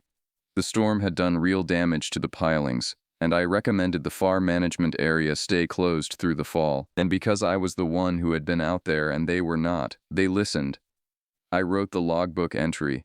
I wrote that the water took Junior Castile, that the current pulled his boat into a cypress knee and he must have gone under in the dark. I wrote the lie in my own steady hand because the truth does not fit on the line, and because Marie Castile deserved a story she could survive, a drowning, an accident, a thing the basin does to careless men, and not the other thing, not the den and the bones and the glove set palm up on our stairs, not the ring placed on the cypress knee. Not the voice in the green that learned to say her husband's kindness back to us. I sat on that porch the last night, alone. The camp shut behind me. The boat's gone, just me and the radio waiting for the morning pickup, and I listened to the basin one final time. The frogs sang. They sang all night, a solid wall of sound, because the thing was fed, because the wave had passed, because it had Junior, and it had a piece of Beau, and it would go quiet now for a long time, years maybe. Until it woke again hungry and the kills started again past the Sorrel cut, and some new crew with some new rule read the logbook and did not understand. And once, near 3 in the morning, the frogs stopped, all at once. The whole basin gone silent, the way it had on my 19th night, the silence with a shape to it. The silence that is the absence of sound where sound should be. And I sat very still on that porch, the way Bo had taught me. And I did not go to look, and I did not answer, and I waited. And out of the dark, from the direction of the far channels, from the direction of the sorrel cut, something said my name. It said it the way you say a name when you are calling a man to come outside. Patient, almost gentle, almost right. It had heard my voice for 2 days. It had learned. It was not as good at my name as it was at Bo's. It had only had 2 days and not 40 years. But it was close. It was getting close. And it said my name across the still black water, and then it waited for me to answer. I did not answer. I sat on that porch until the sun came up and the frogs began again and the pickup boat came. And I got on it, and I left the basin, and I have not gone back. But here is the thing. Here is the thing I have to end on. Because it is the truest thing I know, and it is the thing that keeps me up. I left the basin, but the basin is in me. It is the only church my family ever kept. My grandfather is in it, and my father is in it, and every good morning I ever had on the water is in it. The mist coming off the bayou in sheets and the heron lifting off the snag and the light the color of pearl. I left, and I am never going back, and I mean it, and I know I mean it. And every night, the last thing before I sleep, in the silence of a dry house far from any green channel, I listen. I cannot help it. I am the kind of person who has to know. I listen, and the silence is just silence. An ordinary house at night, and there is nothing in it, there is nothing out there, there is nothing. But the thing past the sorrel cut is patient. It learned Bo's brother's voice in 40 years. It only needs my name, and it nearly had my name the last night I sat on that porch. And it knows I am basin people, and it knows that the people who have to know are the ones who always, in the end, go to look. So I listen, and I wait, and I do not answer. Not yet. I said I would tell it the right way, all of it, even the parts that do not make sense. And there is one part left, and it is the part I have told no one. Not Camille, not Dale, not Bo, and I am only writing it now because I have come to believe that the writing is the only thing keeping it outside of me instead of in. About a year after I left the basin, a letter came to me from the parish. It was forwarded through the state, through 3 offices. The way things reach a man who has moved and not left a clean address. It was from Marie Castile. She had found, she wrote, while finally going through Junior's things, a small waterproof notebook that he kept in his boat. The kind a crawfisherman keeps to log his trap numbers and his good spots. The parish had given her his recovered effects months before, and she had not been able to look at them until now. The notebook had survived. Junior had written in it the morning of the day he went out for the last time, the day he did not come home for supper, and most of it was trap counts and weights. The ordinary arithmetic of a man making a living. And Marie said reading it was like hearing his voice, his real voice, the way it was before, and she wanted me to know, because I was the ranger who had searched for him, that the last thing her husband ever wrote was not afraid. He was having a good day. The crawfish were running. He wrote that he would pull the far line and be home for supper. She thanked me. She thanked me for searching, for bringing back his ring and his gloves, for the dignity of it, for writing it down the way I did. The drowning, the accident, the thing the basin does to careless men. She said it helped her and the girls to know it was quick, that the water took him, that he did not suffer. I sat with that letter for a long time, and at the bottom, almost as an afterthought, Marie wrote one more thing. She wrote that on the last page of the notebook, after the trap counts, in handwriting that was Junior's but shakier, scrawled, there were 3 more words, and she did not know what they meant, and she wondered if they were a ranger thing, a basin thing, something I might understand, because she could not make sense of them and they had been bothering her. The 3 words Junior Castile wrote on the last page of his notebook, the last thing he ever wrote, in a shaking hand, were these. It knows names. I have never written back to Marie Castile. I do not know what I would say. I have the letter still, in a drawer, in a dry house far from any green channel. And sometimes at night when the silence in the house gets the shape to it, the shape of the absence of sound where sound should be, I take the letter out and I read those 3 words in Junior's shaking hand. The words of a man who had a good day and pulled his far line and saw the thing come for him and understood, in the last of the light, what it was and what it could do, and got out one more shotgun shell and one more sentence before the basin kept him. It knows names. It knew Antoine's. It knew Junior's. It knew Beau's. And it nearly had mine. I do not go to look. I do not answer. I write it down, which Beau told me only feeds it. And maybe he is right. Maybe by writing this, I have only said my own name out loud into the dark one more time for it to learn. But I am the kind of person who has to know, and now you know too, and I am sorry for that. I am sorry to have put it in your head, because that is the last true thing about the basin and about the thing past the Sorrel cut. It does not need to come and find you. It only needs you to be the kind of person who has to know. And then it waits, and it learns your name, and one quiet night far from any water, in a dry house where there is nothing, you will hear the silence take on a shape, and out of it, patient and almost gentle and almost right, something will say your name, and you will know it from the basin, and you will not answer, not yet.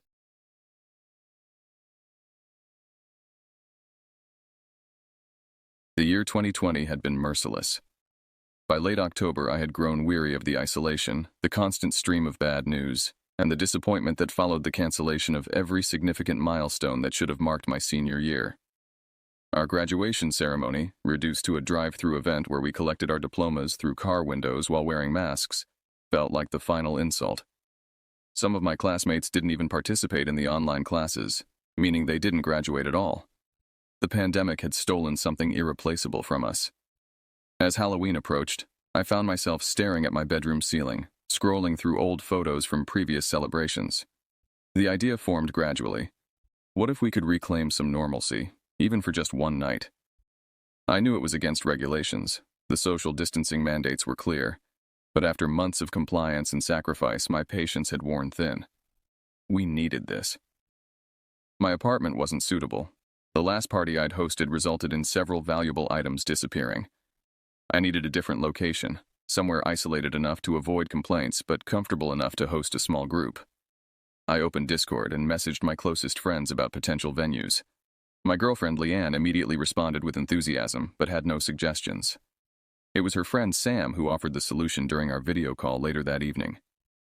"What about that cabin your third cousin owns?" Sam suggested, her face illuminated by blue screen light. "The one in the pine forest?" "Why are you so interested?" I asked, surprised by her eagerness. Sam's expression brightened. "Think about it.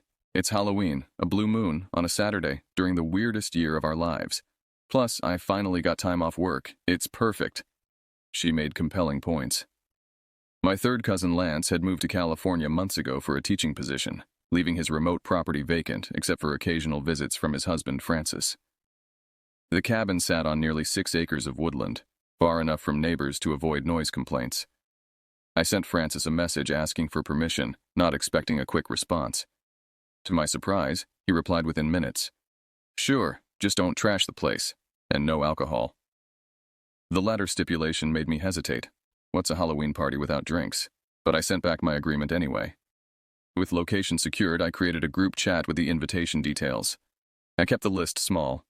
Cameron, who'd been my friend since middle school. Adam, who I knew from my computer science classes. Leanne, my girlfriend of 2 years. And Sam, who had become part of our circle through Leanne. 5 people total, small enough to be relatively safe, large enough to feel like a real celebration. The responses came quickly. Everyone was in. As I made preparations over the next few days, I couldn't shake a persistent uneasiness. The last time I'd visited Lance's cabin 2 years ago, I'd experienced something disturbing in those woods. Something I'd tried to rationalize away, but never quite could. I hadn't told many people about it, certainly not in detail. Only Leanne knew the full story, though I'd mentioned it vaguely to the others. Would returning there be tempting fate? I pushed the thought aside. Whatever I'd seen or thought I'd seen before was probably just wildlife, my imagination enhanced by darkness and solitude. With friends around, there would be nothing to fear. How catastrophically wrong I would prove to be. The drive to the cabin took just under 2 hours, winding through increasingly remote countryside as suburban developments gave way to scattered farms, then to dense woodland. Cell service became spotty 15 minutes before I reached my destination, and I made mental note to warn the others. I arrived first, as planned, to prepare the space. The cabin sat nestled among towering pines, its weathered exterior blending seamlessly with the surrounding forest. A wraparound porch circled the structure, and large windows reflected the afternoon sunlight. Despite its rustic charm, the isolation struck me immediately. The nearest neighbor was at least 2 miles away. The gravel driveway crunched under my tires as I parked. When I cut the engine, the silence was complete. No traffic noise, no distant conversations, not even the ambient hum of electricity that forms the background soundtrack of urban life. Just the occasional whisper of wind through pine needles and the calls of birds I couldn't identify. I retrieved the key from beneath a false rock in the garden, just where Francis had said it would be, and entered the cabin. The door hinges protested with a drawn-out creak that seemed to echo through the silent rooms. The air inside smelled of wood and dust, with undertones of the pine forest that surrounded us. The main living area featured a stone fireplace, flanked by bookshelves filled with outdated field guides and dog-eared paperbacks. A large sectional sofa faced the fireplace, and a wooden dining table with 6 chairs occupied the adjacent space. The kitchen, though small, was well equipped, and a hallway led to 3 bedrooms and a bathroom. I began unloading supplies from my car: snacks, decorations, sodas, and, despite my promise to Francis, a significant quantity of alcohol hidden in innocent-looking grocery bags. As I arranged everything, I continued to feel a strange disquiet. The cabin seemed to absorb sound in a way that made every footstep, every movement, feel muffled and distant. Outside, the afternoon light was already beginning to fade. October days were short this far north, and the tall pines surrounding the property accelerated the transition to darkness. I turned on every light in the cabin, pushing back against the growing shadows. I unpacked my steampunk plague doctor costume, a full-face leather mask with glass eye lenses and an extended beak, a black wide-brimmed hat, a long coat, and gloves. I had ordered it months ago as a darkly ironic nod to the pandemic. As I laid it out on my bed, I caught a glimpse of movement through the bedroom window. I approached the glass and peered out into the growing gloom. Nothing moved in the tree line, at least nothing I could see. Yet the sense of being observed persisted, raising goosebumps on my arms despite the cabin's warmth. I quickly stepped away from the window and continued my preparations, attributing the sensation to memories of my previous experience here. By the time I finished setting up, the forest had been swallowed by darkness except where the cabin's exterior lights carved yellow pools into the night. The party decorations, fake cobwebs, plastic skeletons, and battery-operated candles transformed the rustic interior into something appropriately spooky yet inviting. A text message notification broke the silence. Cameron was 20 minutes away. The others would arrive shortly thereafter. I took a deep breath, put on some music to fill the unsettling quiet, and tried to focus on the celebration ahead rather than the darkness pressing against the windows and the persistent feeling that something waited beyond the light's reach.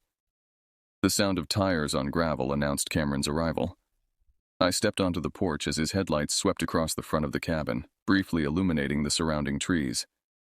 He emerged from his car wearing one of those LED purge masks that had become popular in recent years, the eerie blue glow distorting his features.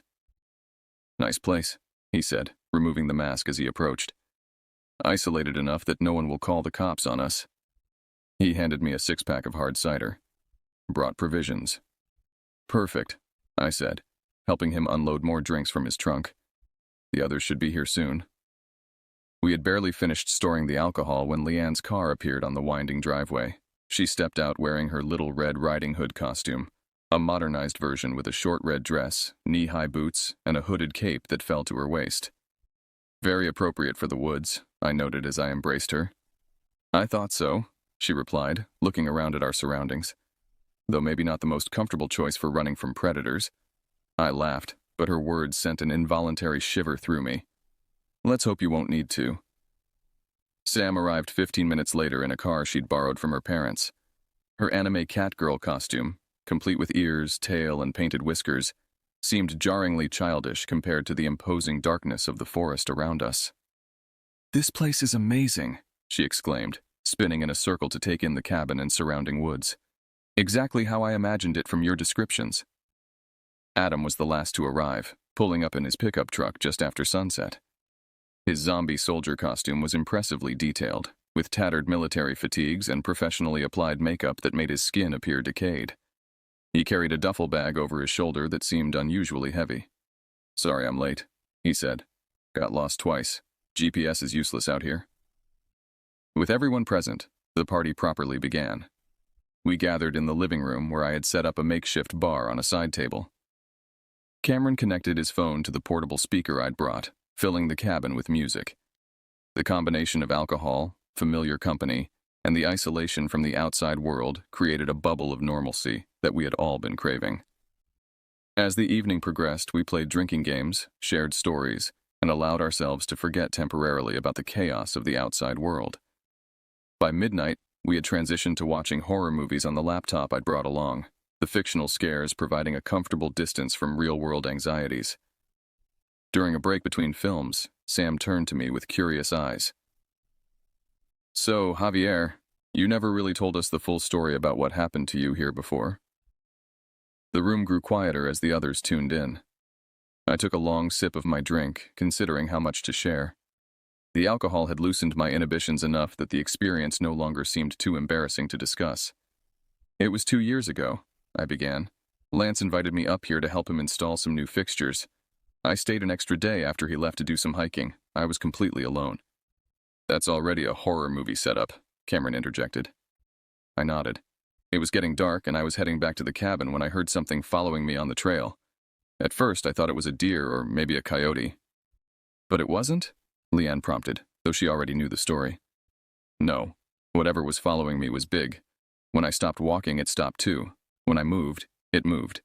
It was mimicking me, stalking me." The memory sent another wave of discomfort through me. I finally caught a glimpse of it between the trees. It was tall, at least 6 feet, moving on all fours with a strange, fluid motion that didn't look natural. "Like a bear?" Adam suggested. "Bears don't stalk people like that," I said. "And it had a long snout and tail. In the dark, with just my flashlight, it looked—" I hesitated. "Like a werewolf," Sam finished for me, her eyes wide with excitement rather than fear. "I know how it sounds," I said defensively. "I was alone. It was dark, and I was scared. But I know I saw something." "Did you report it?" Adam asked. "To who? The forest ranger?" "Excuse me, I'd like to report a werewolf sighting." I shook my head. I convinced myself it was just a wolf or a coyote, maybe a mountain lion, and my imagination filled in the rest. "But you don't really believe that," Sam pressed. I met her gaze. "I don't know what I saw," I admitted. "But whatever it wasn't a normal animal." The conversation shifted to other topics as we started the next movie, but I noticed Sam's thoughtful expression. She kept glancing toward the windows, where our reflections were superimposed over the impenetrable darkness outside. The horror movie marathon continued past 2 a.m., our nerves frayed by fictional terrors while real darkness pressed against the cabin windows. We had progressed from beer and cider to stronger drinks, and the combination of alcohol and adrenaline from jump scares had created a peculiar atmosphere, half giddy, half tense. During a particularly gruesome scene in the third Saw film, Sam abruptly stood up. "I need some air," she announced, stretching dramatically. "There's plenty of it on the porch," I suggested, not taking my eyes off the screen. "No, I mean real air. Forest air." She moved toward the door, grabbing her jacket. "Plus, it's a blue moon on Halloween. When else will I get a chance to experience that?" Leanne sat forward. "You're not going out there alone, are you?" "It's just woods," Sam replied with exaggerated casualness that didn't quite mask her excitement. "Besides, I want to see if I can spot Javier's werewolf." I turned to her then, alarmed by the recklessness in her voice. "That's a terrible idea. It's past 2 in the morning, we've been drinking, and it's easy to get lost out there." "I'm not going far," she insisted, "just down the driveway a bit." "The last time I was here," I said firmly, "I encountered something dangerous. I wasn't making that up for entertainment." Sam rolled her eyes. "It was probably just a big dog."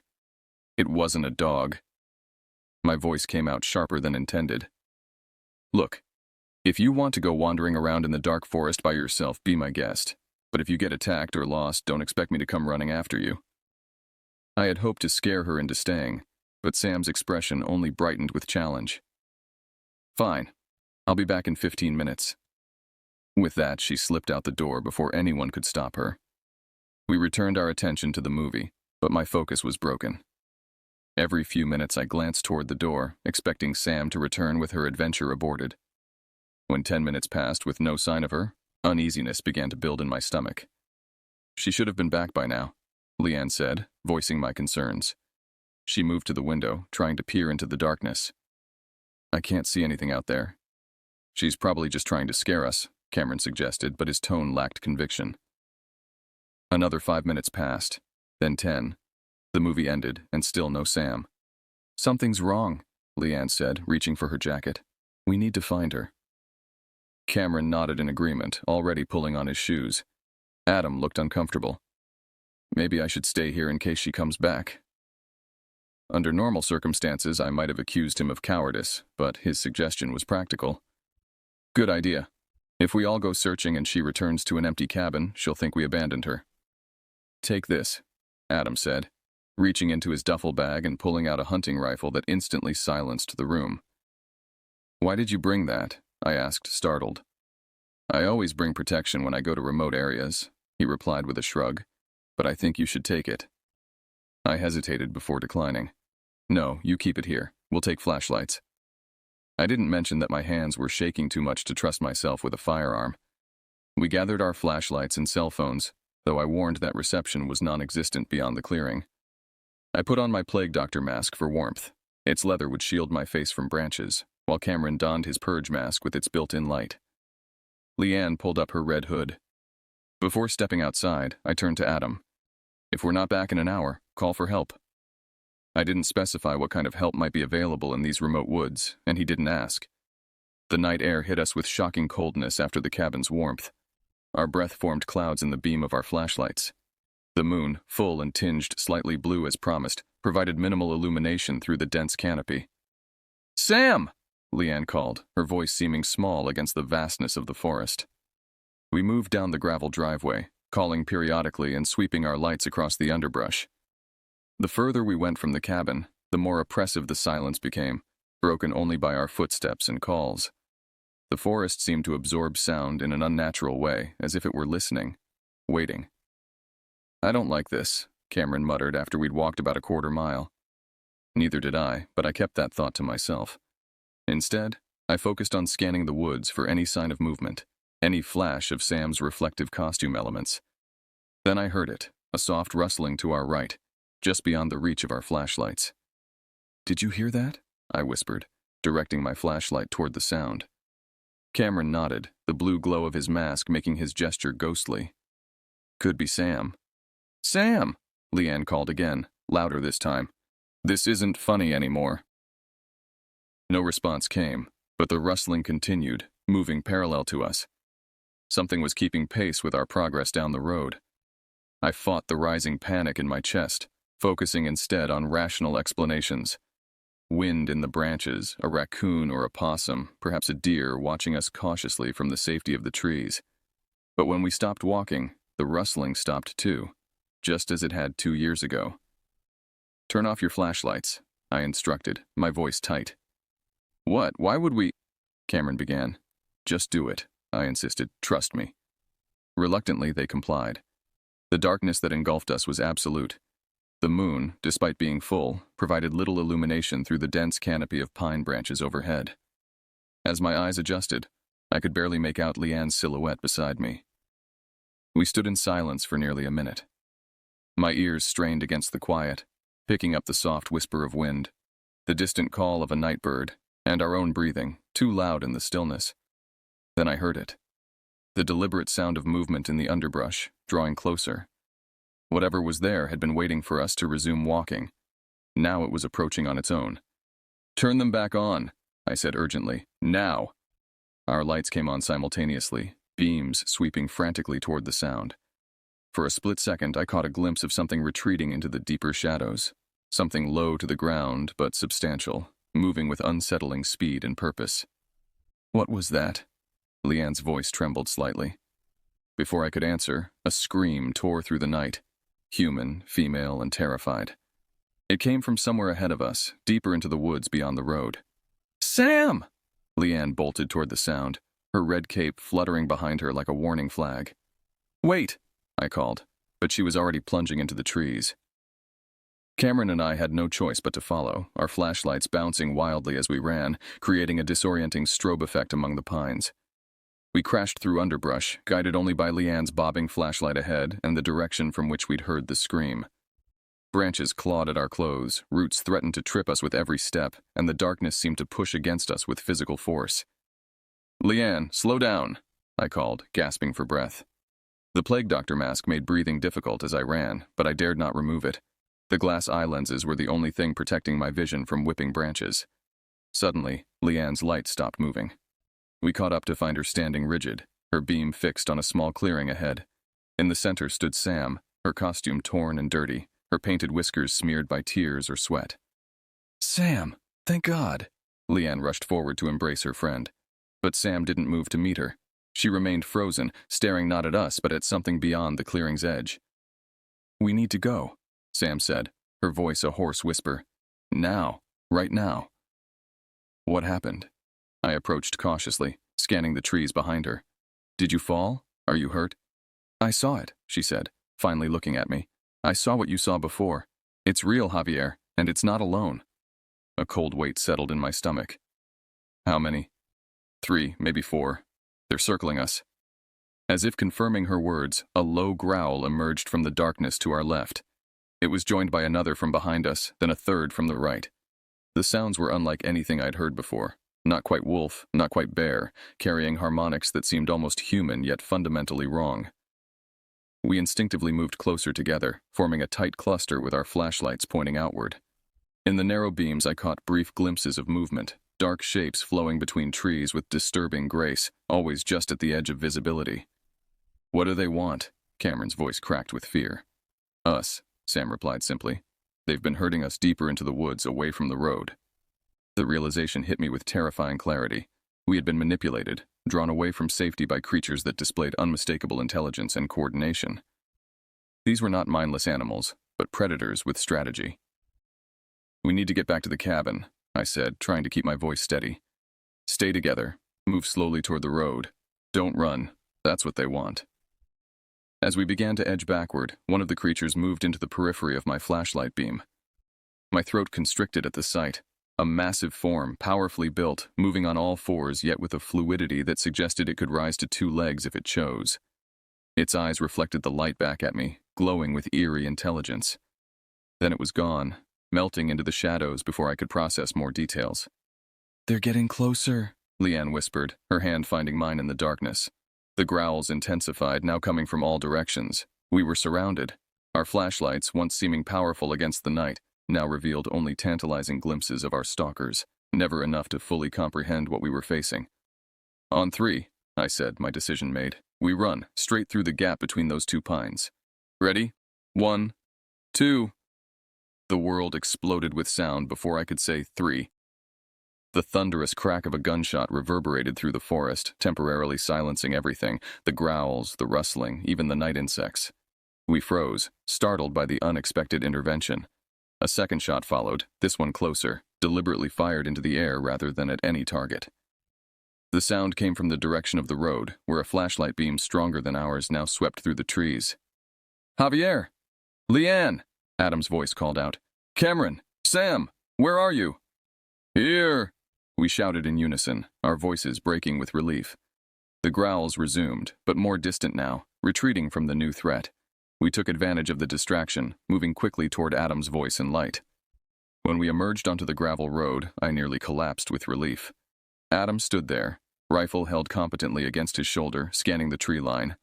"I heard screaming," he explained, not taking his eyes from the forest. "When you didn't come back, I got worried." "Thank God you came," Cameron said, bending over with his hands on his knees as he caught his breath. "What were those things?" Leanne asked, her arm protectively around Sam's shoulders. Adam finally looked at us. I only got a glimpse.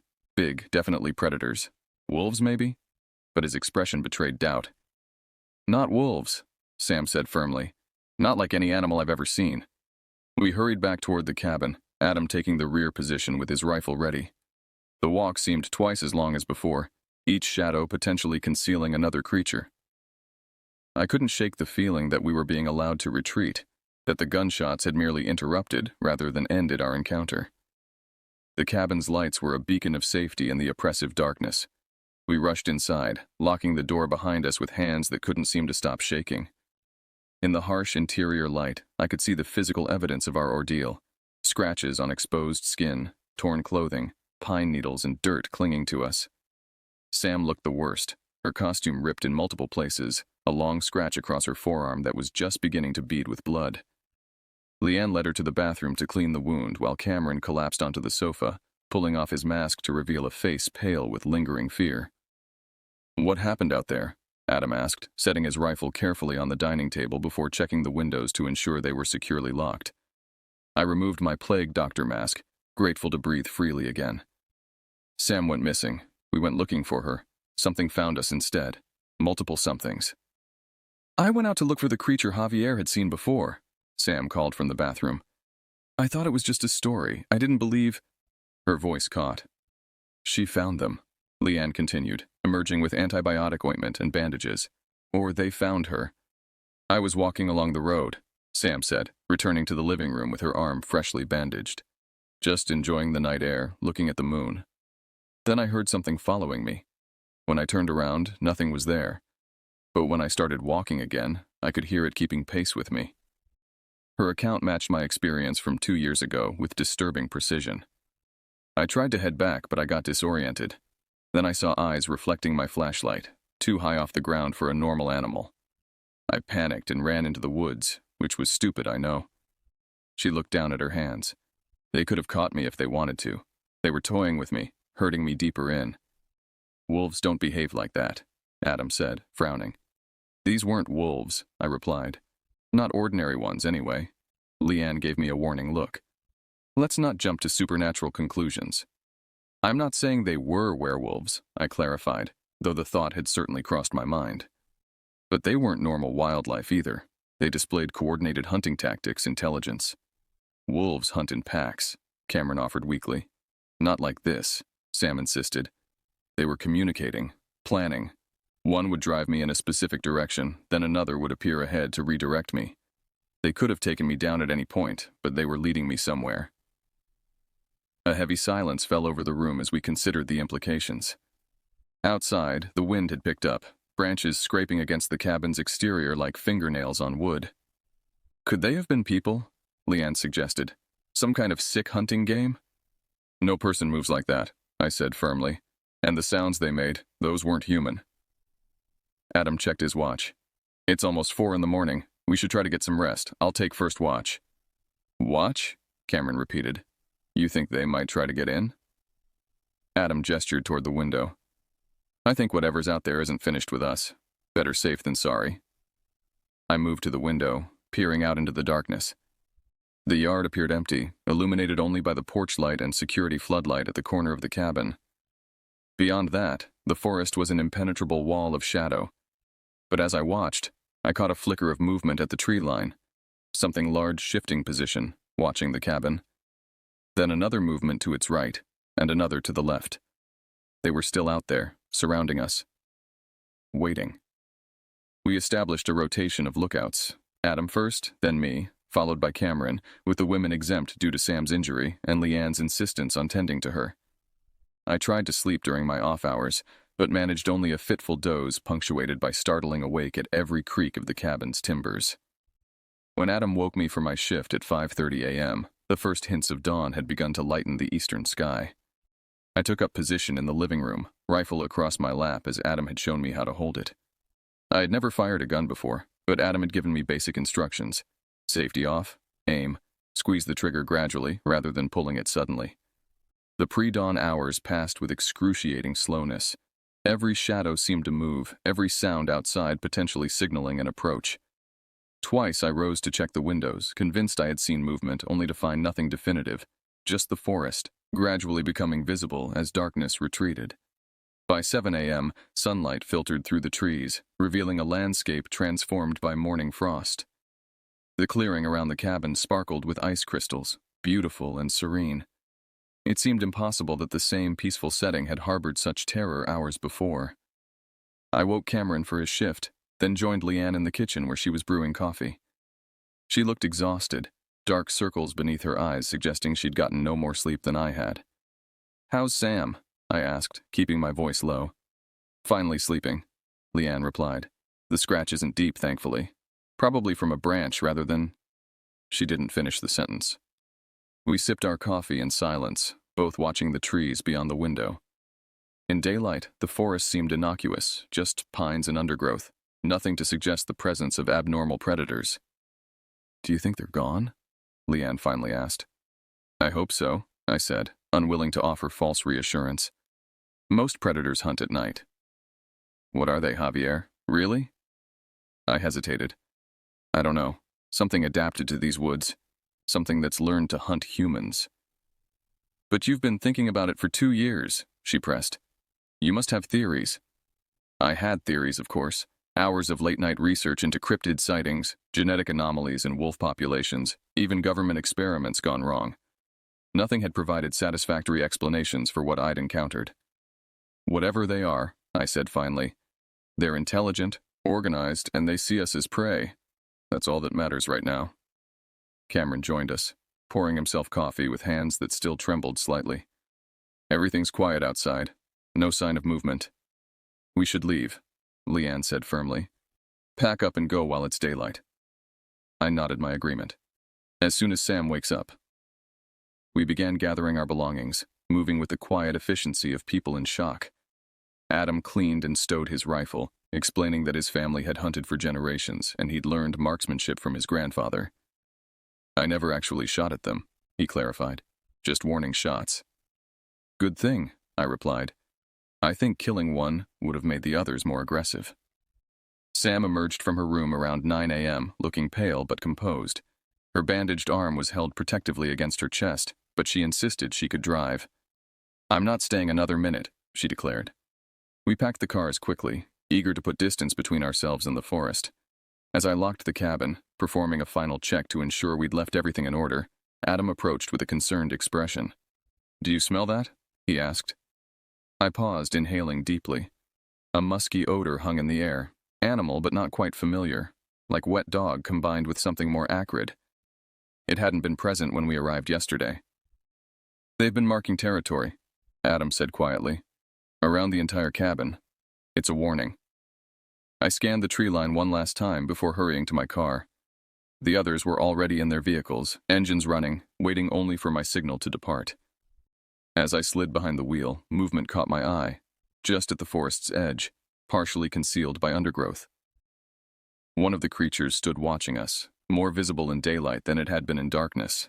Its size confirmed my worst fears. Standing on all fours, it easily reached 4 feet at the shoulder, its body lean yet powerful.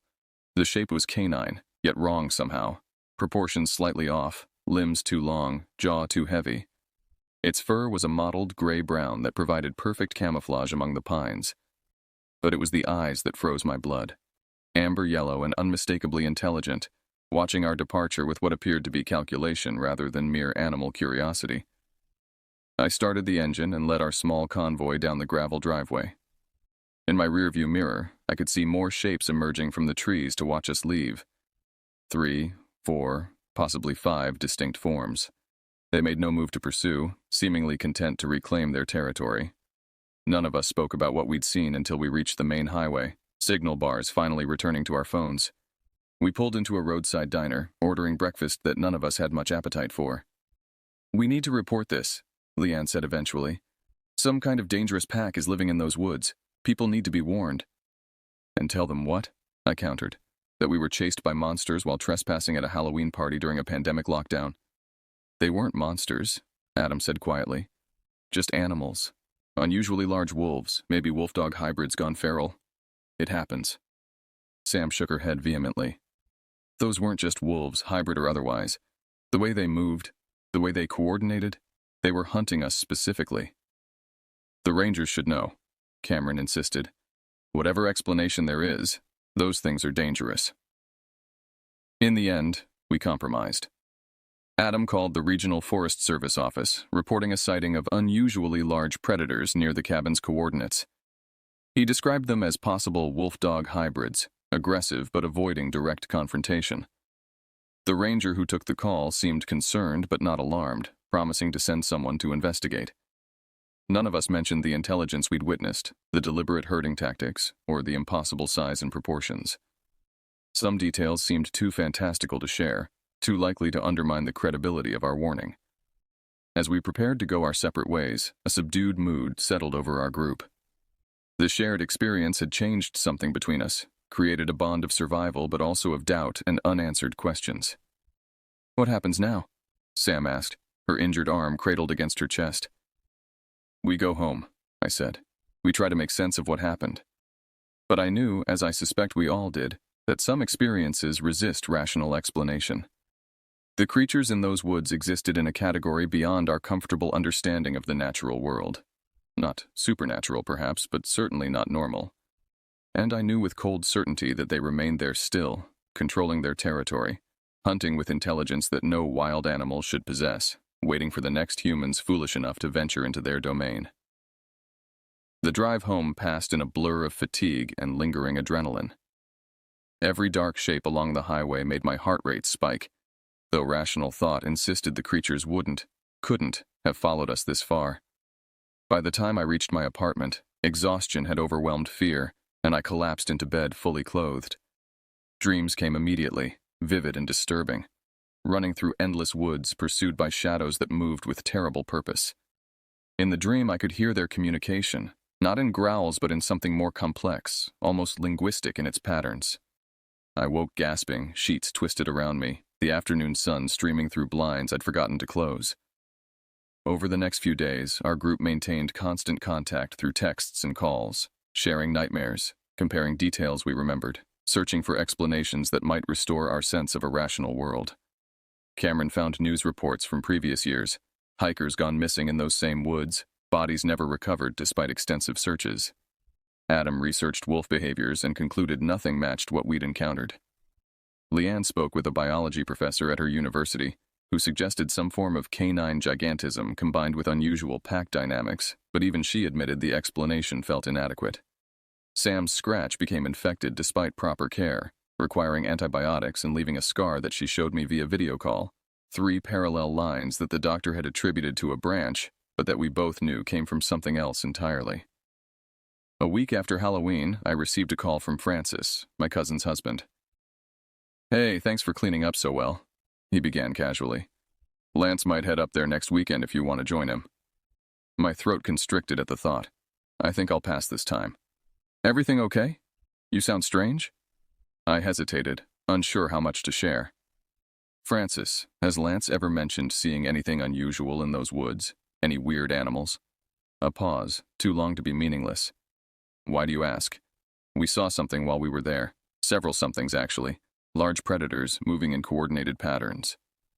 Another silence. Then, "Lance doesn't go into those woods after dark. Never has. Says it doesn't feel right." "And you never asked why?" "Some things are better left unquestioned," Francis replied, his tone suddenly serious. "The cabin's been in his family for generations. His grandfather used to say the forest had its own guardians, neither good nor evil, just territorial." "You knew," I said, realization dawning. "You knew something was out there." "I knew there were stories," he corrected. "Old hunting tales, local legends, nothing concrete." "Why didn't you warn us?" "Would you have believed me? By the way, don't go in the woods at night because there might be monsters." He sighed. "Besides, they don't bother you if you don't bother them. Stay near the cabin. Respect the boundaries." "We didn't know there were boundaries to respect," I replied, anger rising. "Sam could have been killed." "I'm sorry," Francis said, sounding genuinely remorseful. "Most people visit, enjoy the scenery from the porch, maybe hike the marked trails during daylight.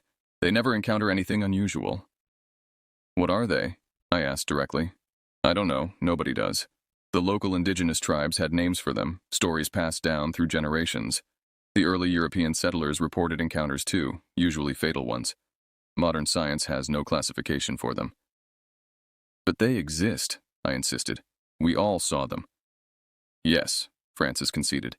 "They exist, and they've claimed that territory as their own for far longer than humans have been building cabins there."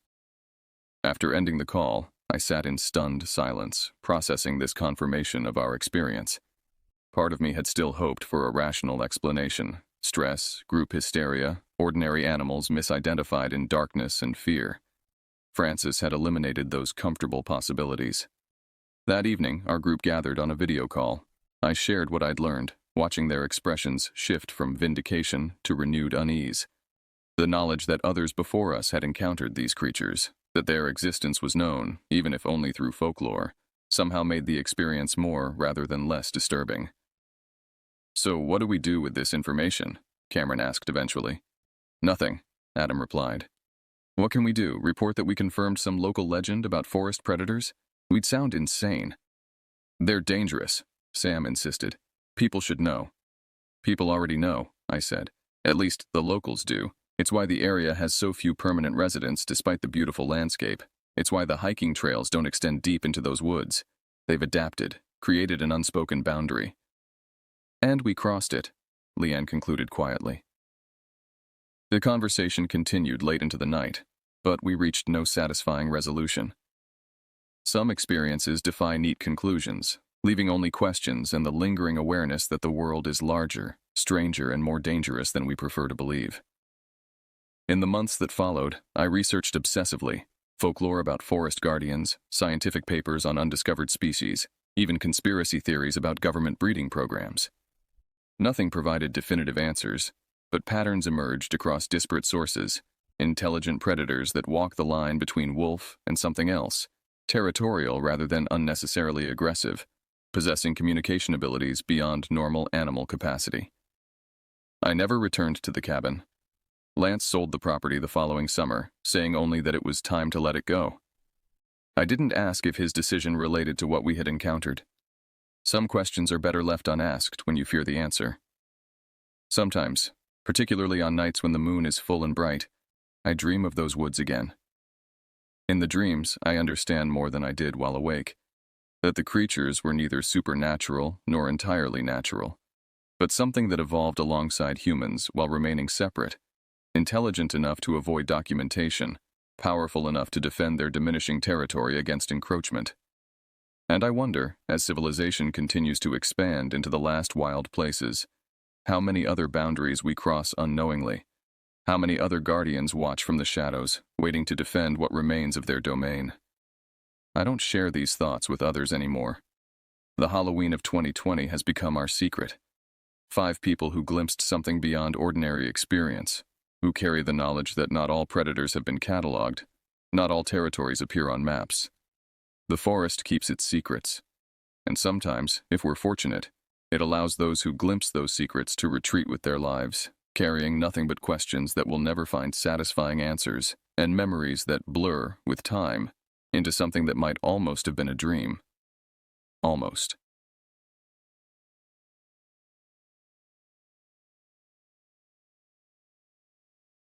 My name is Daniel Whitfield, and this happened in 2013 when I was living off the grid in a small cabin near Glacier Bay in Alaska. The nearest semblance of civilization lay several miles beyond the coast, meaning my only neighbors were brown bears and scattered spruce trees that creaked against the wind. I'd chosen this isolation deliberately, craving escape from the ceaseless noise of city life, the crushing pressure of daily obligations, and the steady drizzle of bad news that seemed to pour from every screen. I remember that March morning with unsettling clarity. The pale light barely penetrated the frost-covered windows as I stoked the wood stove, listening to the snap and pop of the kindling. Outside, a heavy fog had settled over the landscape, turning familiar landmarks into vague, ghostly silhouettes. I'd spent most of the winter alone, chopping wood, trapping rabbits, and storing dried salmon for sustenance.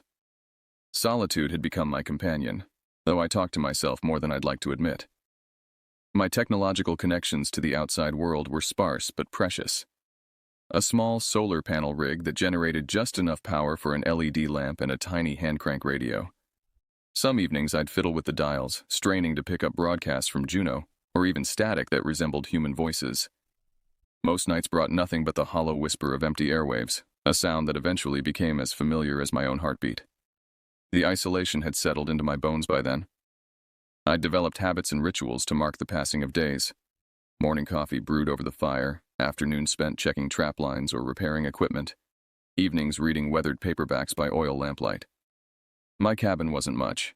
A single room patched together from old timbers, a makeshift outhouse behind a massive spruce stump, and a half-collapsed shed where I hung fish to dry.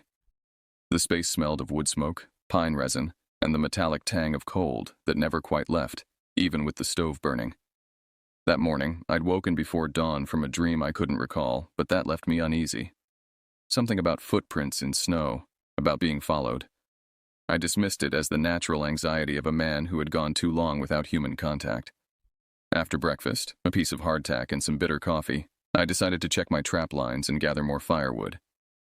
The day was still, unnaturally quiet even for this remote region. No birds called, no wind stirred the branches. The silence pressed against my eardrums like a physical force. As I trudged through ankle-deep snow, my breath forming clouds in the frigid air, I couldn't shake the feeling that something had changed in my sanctuary. It was mid-afternoon when I found them, footprints in the fresh snow where none should have been. They crossed behind my cabin, heading east toward the dense thicket of alders that separated my clearing from the rugged slope that led down to the bay. They weren't mine. I knew my own tracks. And they weren't made by animals either. These were unmistakably human. Large, heavy boot prints pressed deep into the powder. I followed them for nearly a quarter-mile before they disappeared into a tangle of brush and deadfall. My pulse quickened as I scanned the tree line, suddenly aware of how exposed I was against the white backdrop of snow. Nobody should have been out there, not without announcing themselves. Among those who chose this lifestyle, there existed an unspoken code. If you were passing through someone else's territory, you announced yourself in a friendly way. You didn't skulk around leaving mysterious tracks. I returned to my cabin, locked the door, something I rarely bothered with before, and spent the evening by the stove, jumping at every crack and groan of the timber walls. I told myself it was probably just a lost hiker, maybe someone exploring from one of the small settlements along the coast. But as darkness fell and the temperature dropped, I found myself checking the locks twice, then 3 times, before climbing into my sleeping bag. That night, the silence that had once offered comfort turned oppressive. I lay awake, straining to hear anything beyond the faint hiss of snow against the window panes. The darkness seemed to pulse with potential threat. For the first time since arriving at the cabin, I slept with my hunting knife under my pillow, its worn handle pressing reassuringly against my palm. I'd come to Alaska seeking quiet. Now I had it, stretching in every direction like an endless void. But something had changed. The quiet wasn't empty anymore. It felt occupied, watchful, as if the silence itself had eyes. Morning couldn't come fast enough. But when it did, bringing with it a pale, watery light, I wasn't sure if I felt relieved or more unsettled. Because in that half-light, looking out my frosted window, I could swear I saw a figure standing at the edge of the trees, just for a moment before it melted back into the shadows of the forest. A few days passed without incident, though my nerves remained on edge. I tried to laugh off my anxieties, attributing them to the isolation playing tricks on my mind. Hadn't I chosen this life precisely to escape the paranoia and tension of civilization? Yet I couldn't shake the feeling that something had fundamentally shifted in my environment. While splitting logs one afternoon, axe swinging in rhythmic arcs that sent wood chips flying, I noticed something near the water's edge, a battered blue tarp partially buried in the snow. The sight stopped me mid-swing. I was meticulously organized with my supplies. Nothing was ever left out, especially not near the water where spring floods could claim it. I approached cautiously, half expecting to find signs of a hasty campsite. The tarp had been dragged through mud and snow, one corner torn as if caught on something sharp. When I lifted it, the fabric was stiff with frost, and something else. Dark stains that looked unsettlingly like dried blood. My stomach tightened as I turned it over in my hands, searching for an explanation that wouldn't feed my growing unease. Probably just whale blood, I said aloud, my voice sounding thin in the cold air. Some fisherman using this as a processing tarp. But the explanation rang hollow, especially since I hadn't seen any boats pass by in weeks. I tossed the tarp aside and tried to focus on my work, but my hands trembled slightly as I gripped the axe handle. That night, I wedged a chair under my doorknob before retiring to my sleeping bag, eyes fixed on the ceiling beams as wind scraped against the roof like desperate fingernails. The next morning dawned gray and threatening, heavy clouds hanging low over the bay. I forced myself through my usual routine, kindling the fire, melting snow for water, checking my food stores. Normalcy felt like a thin veneer over something increasingly abnormal. I caught myself whispering, "Hello?" into empty corners, half expecting a response. Near midday, I ventured out to collect more firewood. The air held the metallic tang that promised snow, and I wanted to be prepared for another potential storm. As I made my way toward a promising stand of deadfall birch, something caught my eye. A splash of unnatural color against the white and gray landscape. Half buried near a willow tree lay a woman's hiking boot. Not old and weathered, but relatively new. The leather still supple despite the dampness, the laces intact. I crouched beside it, my breath forming clouds that dissipated in the still air.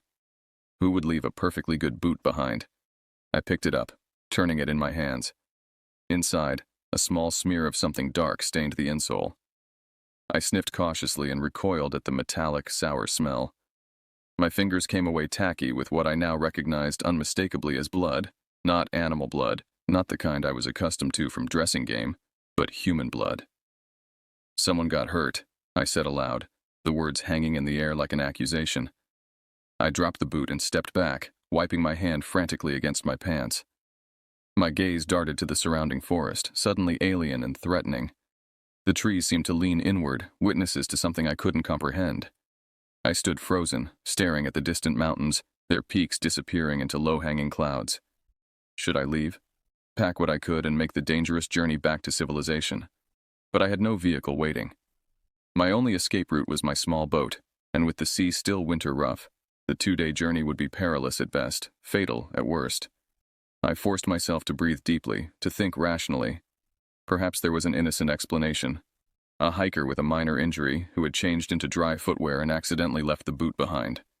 But even as I formed the thought, I knew it didn't fit. No one hiked these woods alone in late winter without serious preparation. And no one abandoned usable gear, especially not when injured. I left the boot where I'd found it, but its image stayed with me as I gathered wood with mechanical movements, constantly glancing over my shoulder. The silence of the forest seemed to have acquired weight and intent. Each crack of a branch made me flinch. Each shadow movement sent my heart racing. Back at the cabin, I double-checked the locks and positioned myself by the window, rifle across my knees as darkness fell. The short day gave way to a long, tense night. I dozed fitfully, waking at imagined sounds. A footstep on the porch, a whisper at the window, the subtle click of the door latch testing. Dawn brought no relief, only the certainty that something was terribly wrong in my isolated sanctuary. As I forced down a breakfast I couldn't taste, I made a decision. I would scout the perimeter of my territory carefully. If I found nothing more alarming, I would stay, keeping vigilant. If I found further evidence of trouble, I would risk the journey to the nearest settlement, regardless of conditions. I armed myself with my rifle and hunting knife, checked that my compass was secure in my pocket, and stepped out into the gray morning. The air felt different somehow, heavier, charged with anticipation. The forest waited, patient and knowing. I had barely covered 100 yards when I saw it. A dark shape behind a cluster of alder trees, unnaturally still against the shifting backdrop of branches. My throat constricted as I approached, rifle raised, steps deliberate and silent. What I found would change everything. The body lay face down in a shallow depression where snow had melted away to reveal last autumn's dead leaves. A young man, perhaps 30, wearing a green down jacket now sodden and dirty from the elements. His arms were twisted unnaturally beneath him, his legs splayed as if he'd fallen from a height. Even from several feet away, I could see he wasn't breathing. For a long moment I stood frozen, unable to process what I was seeing. The forest around me continued its indifferent silence.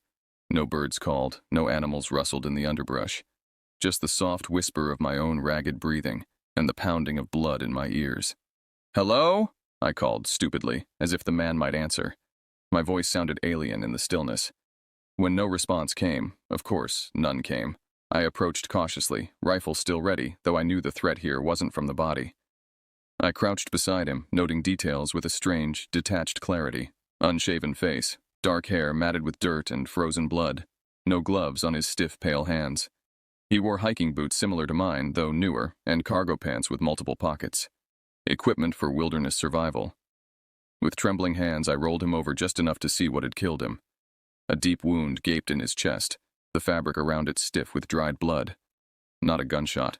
The entry was too jagged, more like a stabbing or perhaps impalement on something sharp. His face, partially revealed, was frozen in a grimace of surprise and pain. I let him settle back and stood up quickly, fighting a wave of nausea. Sweat ran down my back despite the cold as the implications crashed over me. This wasn't an accident. Someone had killed this man, someone who might still be nearby, and that someone wasn't me. The realization shattered whatever remained of my sense of security. I was no longer alone in my isolation, or rather, I was alone with a killer. My gaze swept the surrounding forest, suddenly seeing potential hiding places in every shadow, behind every tree trunk. I needed to think clearly, to make decisions that would keep me alive. First, I couldn't leave the body here, not so far from the cabin where I might lose track of it.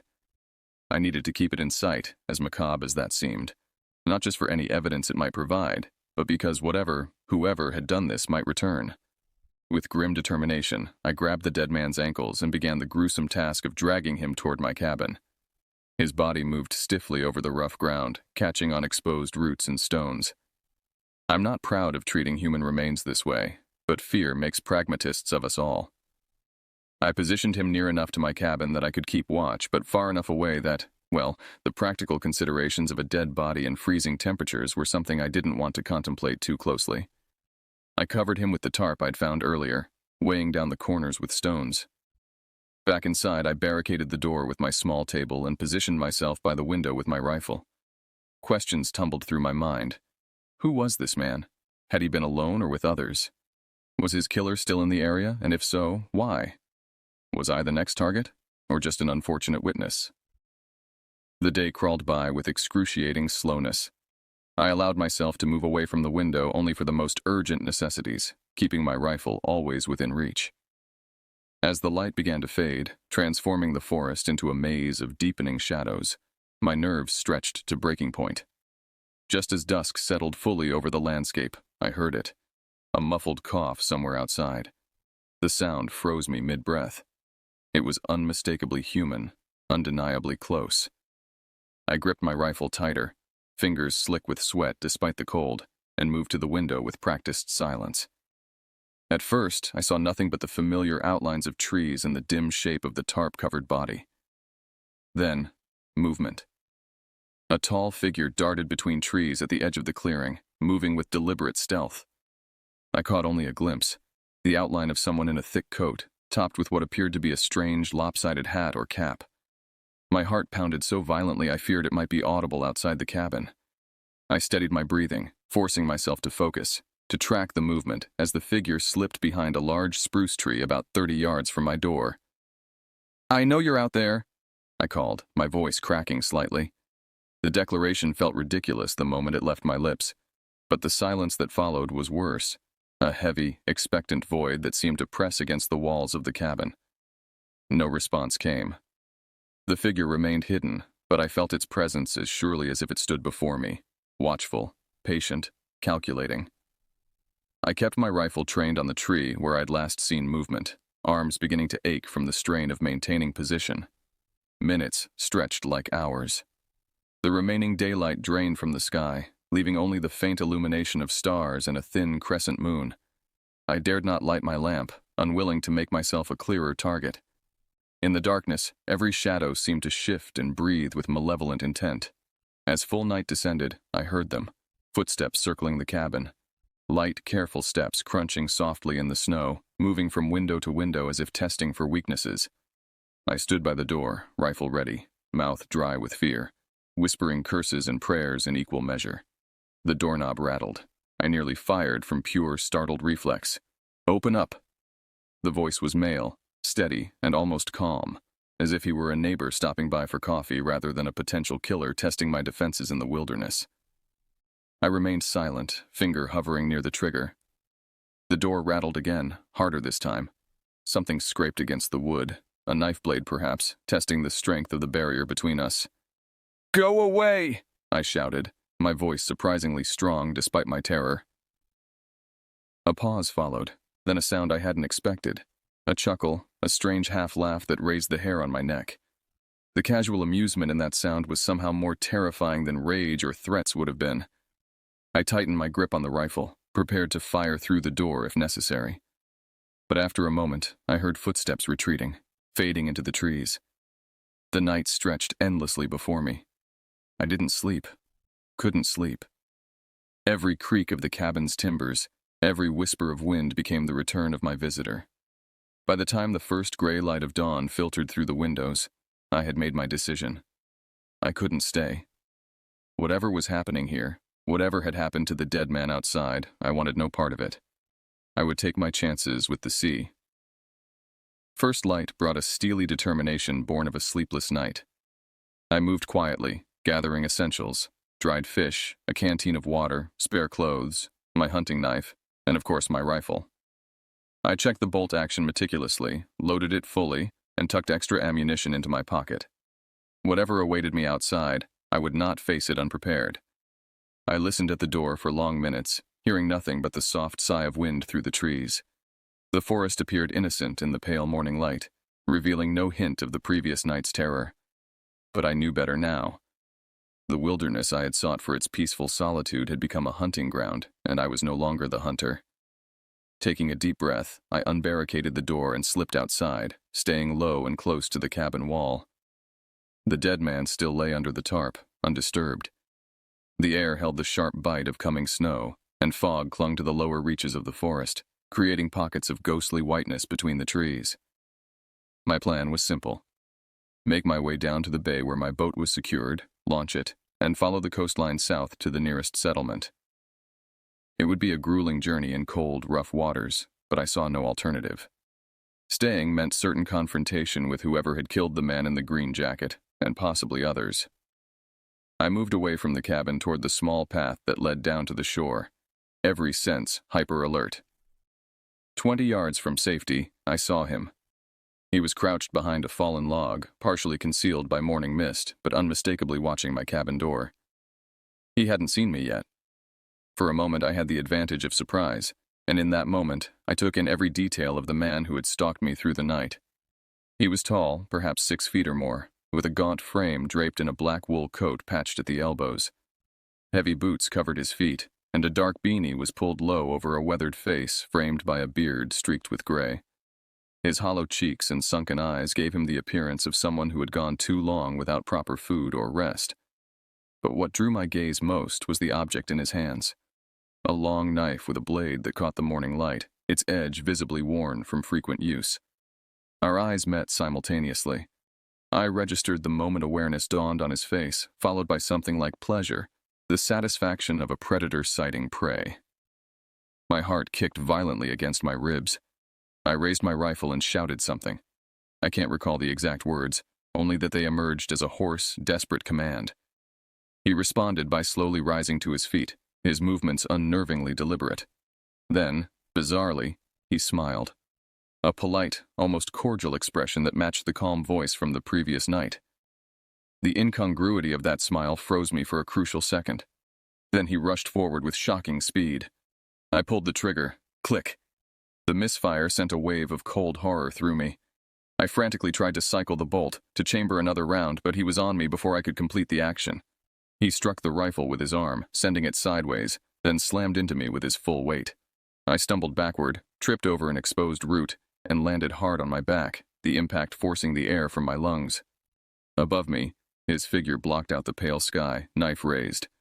I kicked upward desperately, screaming, "Get away from me!"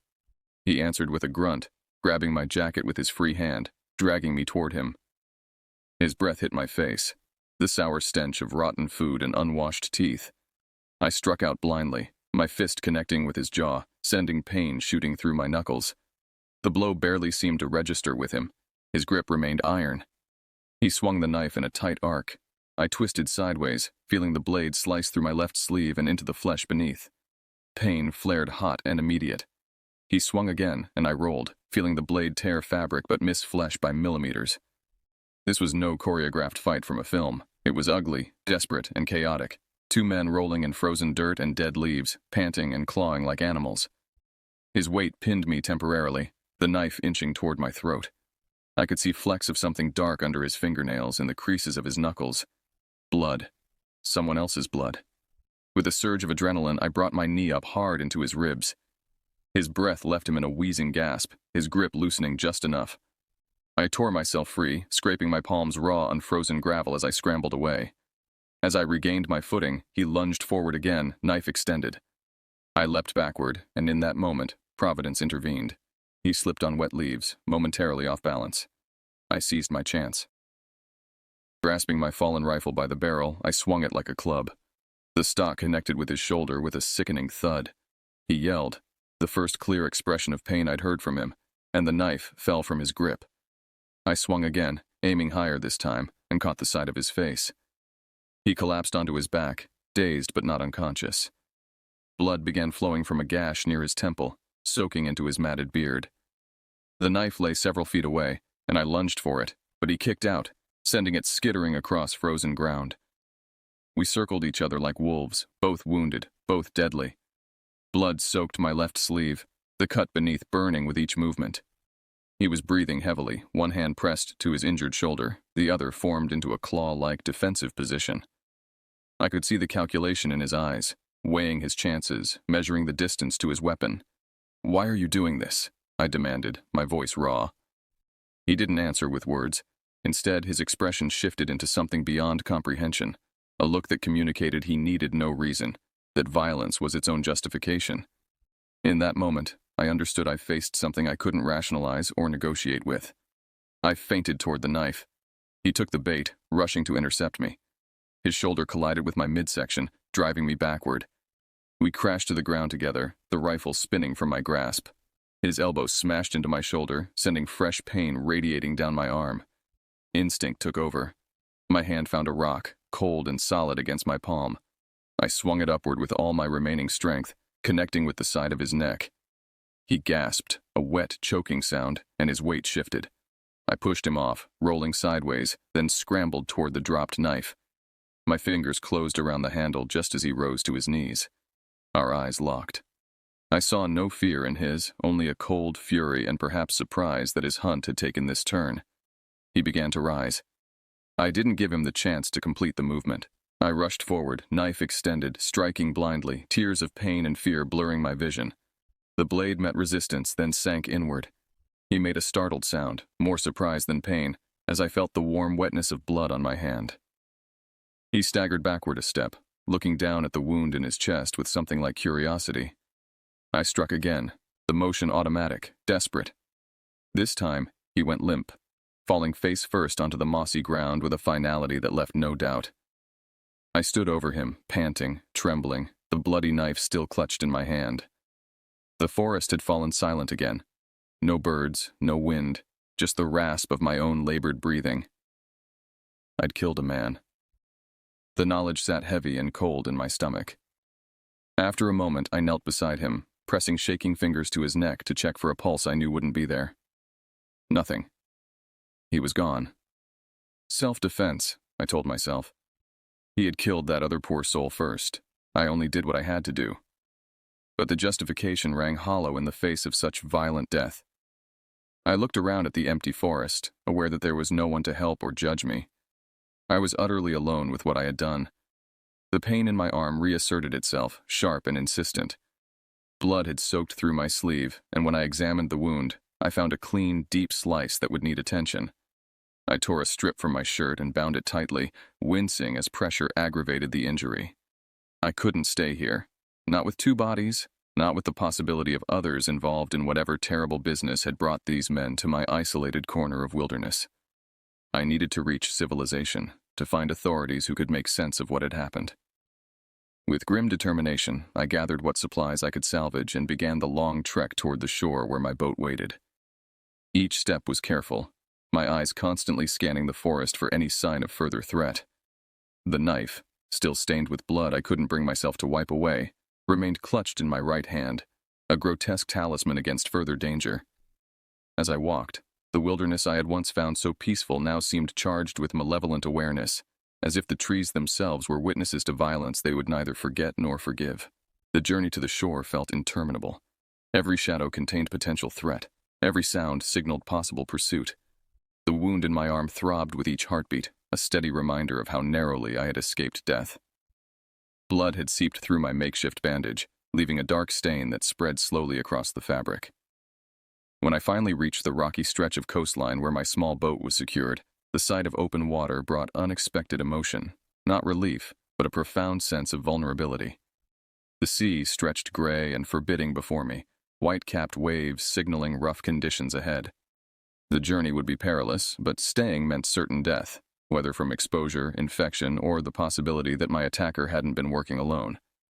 My boat, a modest 16-foot craft with an outboard motor I'd painstakingly maintained through the winter, seemed impossibly fragile against the vastness of the Alaskan waters.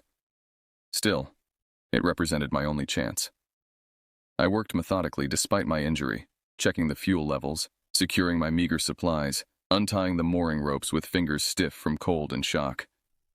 As I prepared to push off from shore, I turned for one last look at the forest where I'd sought peace and found violence instead. The trees stood silent and indifferent, revealing nothing of the horrors they concealed. Somewhere beyond that green-black wall lay two dead men. One, a victim I'd never known. The other, a killer I'd been forced to become. The guilt of taking a life, even in self-defense, settled over me like a physical weight. I had come to Alaska to escape the moral complexities of civilization, yet here in the wilderness, I had confronted the most primal ethical dilemma of all. Kill or be killed. The simplicity of that choice offered no comfort. With a final effort, I pushed the boat into deeper water, started the motor, and guided the craft away from shore. The cold spray stung my face as I navigated through the choppy waters, heading south toward the distant promise of human contact. The journey would take at least a day and a night if conditions held, longer if the weather worsened. I had enough food and water to survive, but the exposure and my injury were concerning variables. Hours passed in a haze of pain and vigilance. I steered mechanically, my thoughts circling around the events of the past days. Who was the man in the green jacket? Why had he been killed? Had my attacker been responsible for other deaths in these remote areas? The questions offered no answers, only deeper uncertainty. As dusk approached, the sea grew more hostile. Waves slapped against the hull with increasing force, sending shudders through the small craft. The sky darkened ominously, not just with the approaching night, but with storm clouds gathering on the horizon. I faced a difficult decision. Continue in increasingly dangerous conditions or attempt to find shelter along the coast until morning. Safety won over speed. I guided the boat toward a small, sheltered cove I remembered from previous explorations. The beach was narrow and rocky, but the surrounding cliffs offered protection from the wind. As I secured the boat and gathered what I needed for the night, exhaustion crashed over me like another wave. I found minimal shelter in a shallow depression beneath an overhanging rock. It wasn't ideal, but it would keep the worst of the elements at bay. Using driftwood and the emergency matches from my pack, I managed to start a small fire. A risk, perhaps, but hypothermia posed a more immediate threat than discovery. In the flickering firelight, I properly examined my arm. The cut was deep but clean, the edges already beginning to close. I cleaned it as best I could with seawater, wincing at the sting, then rebandaged it with a cleaner strip of cloth. Infection remained a concern, but for now the bleeding had slowed to a manageable seep. I huddled near the fire, eating a small portion of dried fish without tasting it. The events of the morning played in continuous loop behind my eyes, the look on the man's face as my knife found its mark, the strange absence of fear in his expression even as life left him. I couldn't reconcile the violence with my understanding of myself. I had killed someone. That fact altered my identity in ways I was only beginning to comprehend. Sleep came in fitful bursts, interrupted by pain, cold, and nightmare fragments where I alternated between hunter and hunted. Dawn found me stiff and fevered, the wound in my arm hot to the touch. I forced myself to move, to continue the journey while I still had the strength. The storm had passed in the night, leaving a deceptively calm sea that belied the turbulence of my thoughts. I pushed off from the shore, motor sputtering briefly before catching, and set course once more for civilization. By mid-afternoon, I spotted the first signs of human habitation. A small fishing village nestled in a protected harbor, smoke rising from chimneys, boats bobbing at simple wooden docks. The sight brought tears to my eyes. I had survived. I had escaped.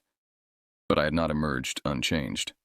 The next days passed in a blur of official statements, medical treatment, and questioning. I told my story repeatedly to state troopers, FBI agents, and local authorities. They identified the man in the green jacket as a graduate student from Anchorage who had been reported missing 3 weeks earlier. My attacker remained unidentified at first. No ID, no matching fingerprints in their databases. Later, I learned they had connected him to at least 3 other deaths in remote areas of Alaska and the Yukon over the previous 2 years. Hikers, researchers, isolated homesteaders, all found with similar stab wounds, all in areas where a man matching his description had been reported. They never discovered a motive. Some investigators speculated about mental illness, others about some twisted hunting game. The truth died with him in that forest clearing. They ruled my actions self-defense. No charges were filed. I was free to go, to rebuild my life, to try to forget. But freedom from legal consequence didn't bring freedom from memory. I never returned to my cabin. I couldn't face the silence of those woods again, knowing what it concealed. Instead, I moved to a small coastal town, took a job on a fishing boat, surrounded myself with the constant noise and movement of human activity. I built new routines, made casual acquaintances, constructed a life that resembled normalcy. But some nights, when the wind picks up and branches scrape against my window, I find myself reaching for a weapon that isn't there. Some mornings, I wake convinced I've heard footsteps circling my house. The wilderness taught me something I can't unlearn, that the line between safety and danger, between being the hunter and the hunted, is perilously thin. I don't know if anyone ever found those bodies after I left. The authorities mounted an expedition based on my directions, but spring thaws had begun, altering landscapes, erasing evidence. Nature reclaims its own quickly in those remote regions. Perhaps the forest has already grown over the site of my desperate struggle, covering bloodstains with new moss, filling boot prints with fresh soil. What haunts me isn't fear that he might still be out there. I know with certainty he isn't. What haunts me is how easily I stepped into violence when survival demanded it, how natural the knife felt in my hand when driven by primal fear. We venture into wilderness seeking connection with something essential and pure, something we believe civilization has diluted in us. Sometimes we find it, and sometimes that discovery is terrifying.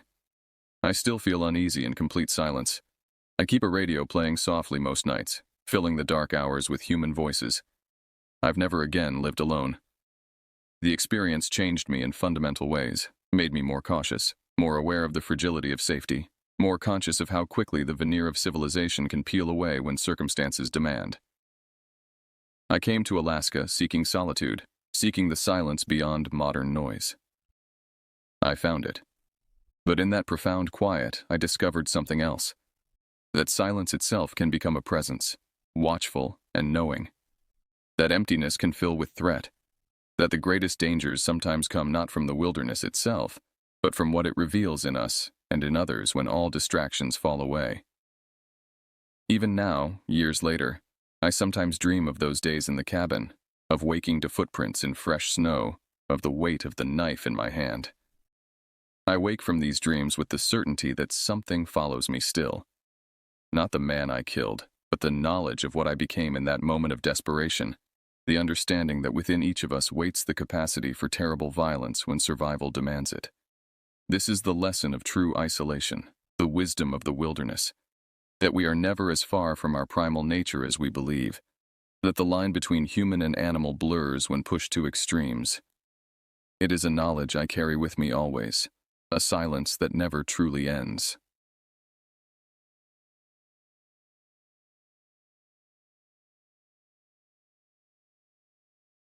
I grew up with acres upon acres of woods behind my house in southeastern Pennsylvania, specifically Westbrook County. The landscape was a patchwork of farmland and forest, a place where suburban comfort gradually gave way to rural stillness. A local farmer owned most of the woodland, but nobody minded the neighborhood children exploring the area. Vast fields flanked both sides of the woods, and the farmer had once carved narrow trails through the trees to move cattle between pastures. Those woods were our kingdom.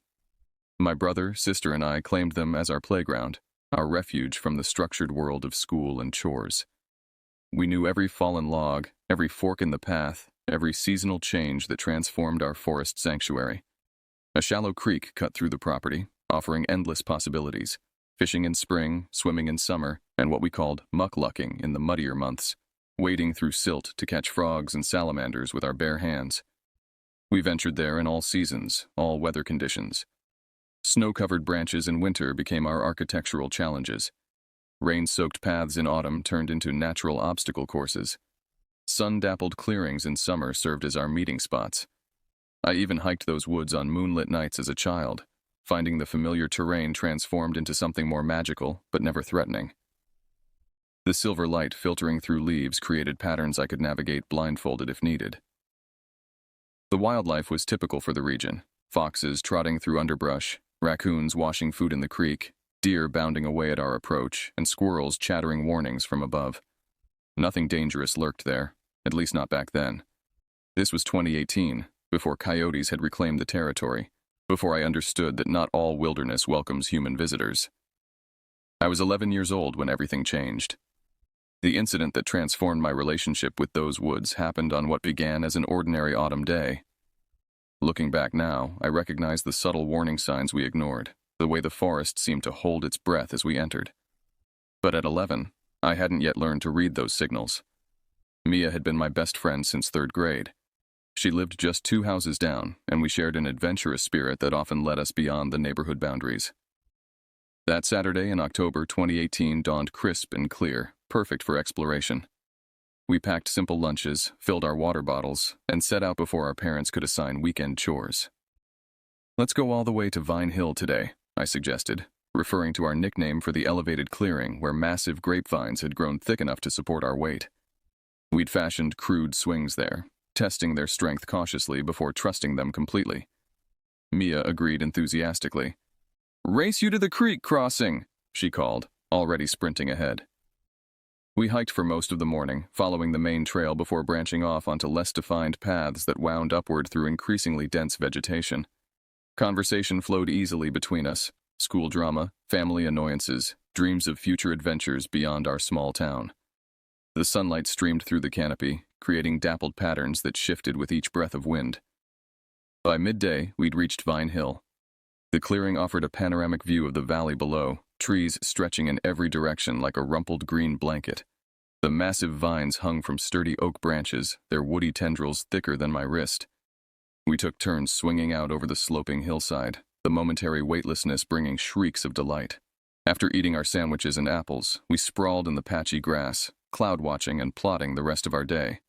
The sky remained perfectly clear, an endless expanse of October blue that promised hours more daylight for exploration. "We should head back along the ridge trail," I said eventually, brushing crumbs from my jeans.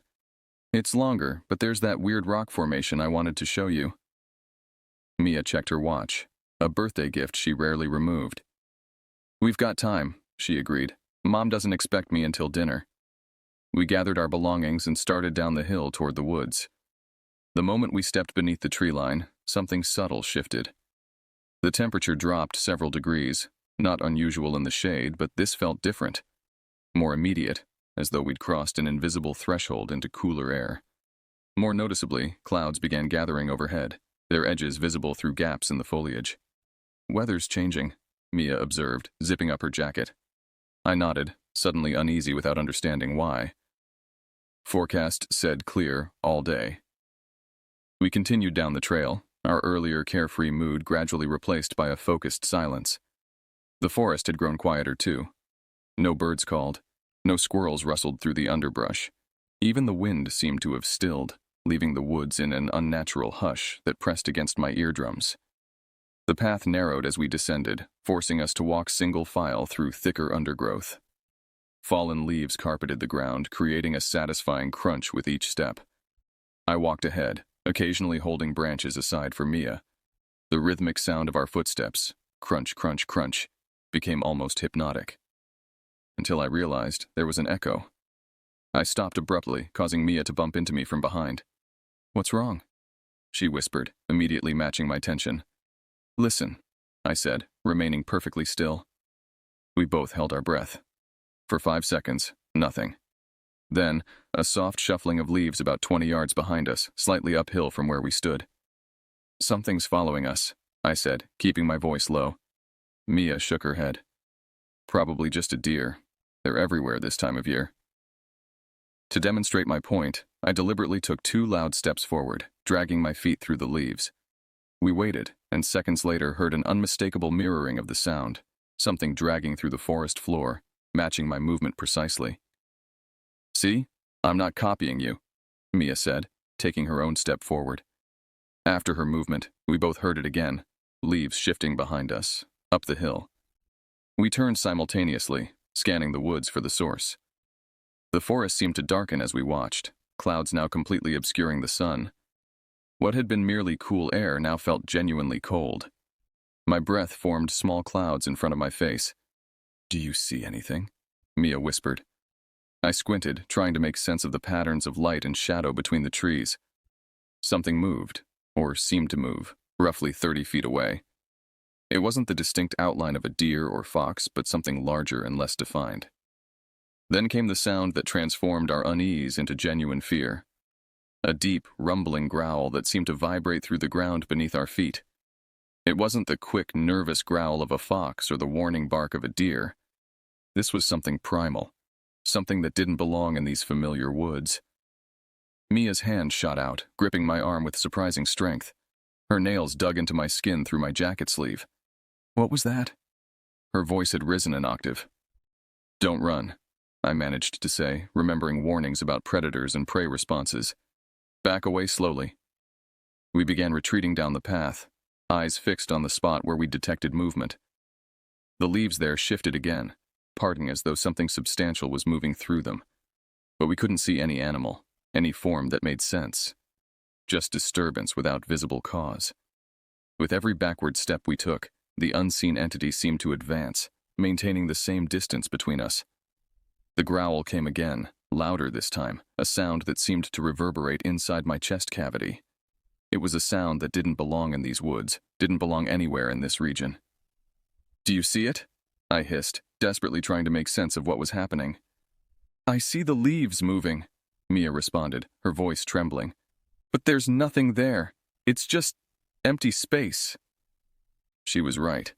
Whatever force pushed through the forest debris left no visible outline, no shape we could identify. Just evidence of passage, branches swaying, leaves parting, undergrowth compressing, as though something substantial but invisible was stalking us. The rational part of my brain tried to understand.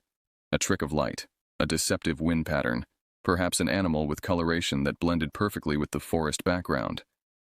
But none of these explanations accounted for the growl, which came a third time, closer, deeper, vibrating through the ground beneath our feet. All pretense of calm evaporated. "Run!" I shouted, yanking Mia's arm as I spun around. We bolted down the trail, abandoning all caution. Behind us, the sound of pursuit was immediate, a heavy crashing through undergrowth, much faster than our earlier stalker had moved. Whatever had been pacing us was now chasing us, and gaining ground rapidly. Terror propelled us forward with reckless speed. Branches whipped our faces as we abandoned the trail for a more direct route toward home. My lungs burned and my legs pumped mechanically. I couldn't risk looking back, couldn't spare the fraction of a second it might cost. Mia ran just behind me, her breathing ragged and punctuated by small, involuntary sounds of fear. The woods I'd known my entire life suddenly seemed alien and malevolent, full of hidden pitfalls and grasping branches that tore at our clothes and skin. The sounds of pursuit continued. Crashing vegetation, the occasional low growl, the sense of something massive displacing air behind us. The distance between us and our pursuer seemed to fluctuate. Sometimes it sounded yards away, other moments it seemed almost at our heels.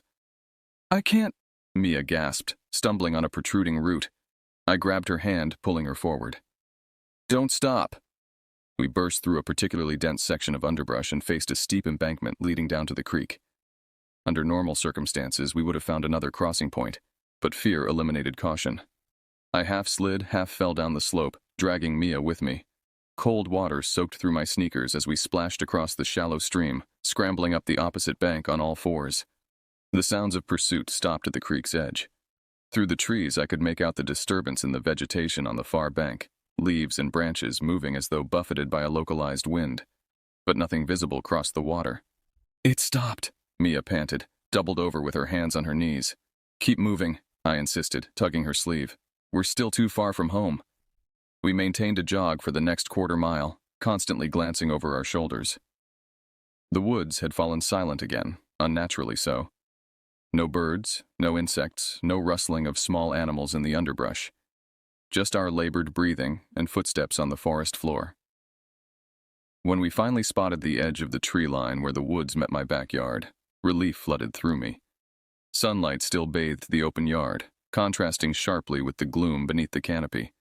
Just 50 more yards to safety. Mia stumbled again as we approached the forest boundary, her foot catching in a tangle of exposed roots. She went down hard, crying out in pain and surprise.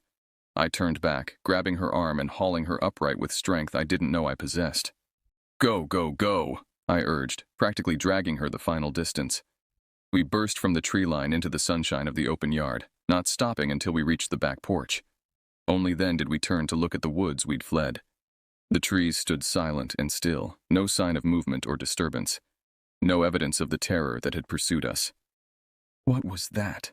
Mia whispered, her face pale beneath smears of dirt and scratches. I shook my head, unable to form words around the fear still constricting my throat. We stood watching for several minutes, but nothing emerged from the tree line. Eventually, we retreated inside my house, locking the door behind us. For weeks afterward, neither Mia nor I ventured more than a few feet into the woods. Something fundamental had changed in our relationship with that once familiar place. We told our parents we'd been frightened by a large animal, possibly a feral dog, an explanation that satisfied the adults, but fell woefully short of capturing what we'd experienced. When we did approach the forest edge, that sensation of being watched would immediately descend, raising goosebumps on our arms even on warm days. We'd feel eyes on us from the shadows between trees, though we never saw anything concrete. I might have eventually convinced myself it had been nothing more than overactive imagination, two children scaring themselves with shadow play and forest sounds, if not for what happened to my brother the following month. Blake was 16 and considerably less impressionable than I was. He spent most weekends riding his quad through the more remote sections of the woods, often with his friend Jason. Their excursions frequently took them deeper into the forest than I'd ever ventured, along old logging roads and game trails that extended for miles beyond our property. One Sunday in late November, they set out in the early afternoon with fishing gear strapped to their vehicles. Their destination was a deep pool beneath a small waterfall, about 3 miles from our house in the opposite direction from where Mia and I had experienced our terrifying encounter. Blake returned alone just before dusk, his face ashen and his quad splattered with mud from reckless driving. Jason arrived separately 20 minutes later, equally shaken. They'd abandoned all their fishing gear, worth hundreds of dollars, beside the creek. My parents were furious until they realized something was genuinely wrong. Blake wasn't typically prone to dramatics, yet he refused to explain what had happened until Jason had gone home. Later that night, I overheard him talking with our father in the kitchen. "It wasn't an animal, Dad. Not like anything I've ever seen around here." Blake's voice carried the same tremor I recognized from my own experience. "We were just setting up our gear when the weather changed. Got dark and cold super fast, like someone flipped a switch. November weather can turn quickly," our father said reasonably. "This wasn't normal," Blake insisted. 1 minute, perfect clear skies. Next minute, freezing cold and dark. Then we heard something coming down the trail from the north side. I moved closer to the doorway, careful to remain out of sight. "At first, we thought it was someone on horseback," Blake continued. "The sound was rhythmic, heavy. I called out, thinking it might be Mr. Winters checking his property line." "And?" my father prompted when Blake fell silent. "The sound that came back wasn't human, Dad. It wasn't anything that belongs in those woods. This deep growl that seemed to come from everywhere at once." I felt a chill of recognition. Blake hadn't known about my experience. I hadn't told anyone in the family, afraid they'd dismiss it as childish imagination. "Jason saw it first," Blake said, his voice dropping so low I had to strain to hear. Or rather, he saw the disturbance, like heat waves above hot pavement, but moving between the trees, pushing branches aside, coming right toward us. "Blake, son, there has to be a logical—" "We left everything and ran for the quads," Blake interrupted. "I've never seen Jason so scared. He's on the wrestling team, for God's sake. We fired up the engines and took off, and the whole time I swear something was right behind us, keeping pace even at 30 miles per hour through dense woods. It stopped following only when we crossed Mill Creek Bridge." There was a long silence before our father spoke again. "Look, I'm not saying I don't believe you experienced something frightening, but there's always an explanation that doesn't involve—" He trailed off. "Doesn't involve what, Dad? I'm not saying it was a ghost or monster. I'm saying there's something in those woods that I can't explain, and it scared the hell out of me. and I'm not going back there alone. In the weeks that followed, I began researching local history, looking for anything that might explain what both my brother and I had encountered. The county library yielded old newspapers on microfiche, local history books, and collections of regional folklore. I learned that before European settlers arrived, the Lenape people had considered portions of the region sacred, or perhaps forbidden. Early colonial records mentioned areas where the indigenous guides refused to hunt or establish trails. One journal entry from a settler in 1753 described an incident where their hunting party became separated in dense woods. The lost member was found 2 days later, feverish and incoherent, claiming he'd been stalked by something that moved through the forest without disturbing branches, yet left heavy footprints in soft ground. More recent history proved equally unsettling. In 1967, a university research team conducting a wildlife survey reported equipment failures and inexplicable data readings in specific sections of the forest, the same general area where both encounters had occurred. Their report mentioned anomalous electromagnetic disturbances and unexplained thermal signatures before the study was abruptly discontinued. Most disturbing were the occasional reports of hikers and campers who had experienced similar phenomena over decades. Sudden weather changes, the sensation of being followed, unexplained sounds, and the recurring description of displacement without visible cause. Some described it as looking at nothing, but knowing something substantial is there. None of these accounts offered explanations, only confirmation that whatever lurked in those woods had been there long before my family moved to the property and would likely remain long after we departed. Winter arrived with heavy snow that transformed the forest into a monochromatic landscape of white and gray. The thick blankets seemed to pacify the woods, rendering them serene and less threatening. By January, the memory of our encounters had faded enough that Blake occasionally ventured out on his quad again, though never to the waterfall pool and never alone. I maintained my distance until March, when the first hints of spring began to emerge. Cabin fever and natural curiosity gradually overcame lingering fear. One Saturday morning, I stood at the edge of the tree line, watching as melting snow dripped from branches and early wildflowers pushed through the forest floor. Mia had moved away in December, her father's job transfer taking their family to Colorado. Without my exploration partner, I felt oddly untethered, missing our adventures despite the terror of our last outing. Perhaps that loneliness contributed to my decision to re-enter the woods alone. I chose a bright morning, telling my mother I'd remain within shouting distance of the house. The forest felt welcoming again, birds calling, squirrels chattering, sunlight streaming through branches just beginning to bud. I followed our most familiar path, the one leading to the creek crossing. Everything remained normal until I reached the water's edge. There, something shifted in the atmosphere, not dramatically as before, but subtly. The bird sounds diminished. The air grew still. That familiar sensation of being observed returned, raising the fine hairs on my arms.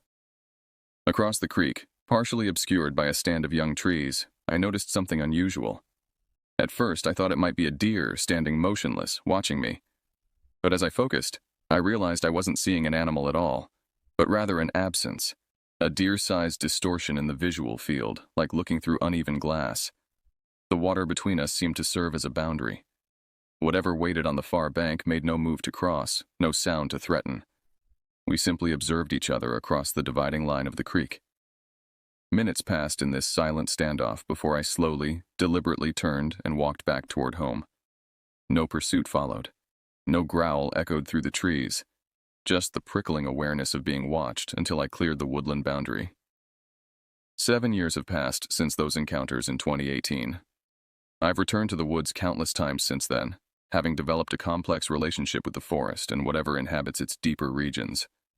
What began as terror gradually transformed into cautious respect, an acknowledgement of boundaries and territories. I never again experienced anything as frightening as that first encounter with Mia. But occasionally, when venturing beyond certain invisible thresholds, I'll notice the telltale signs.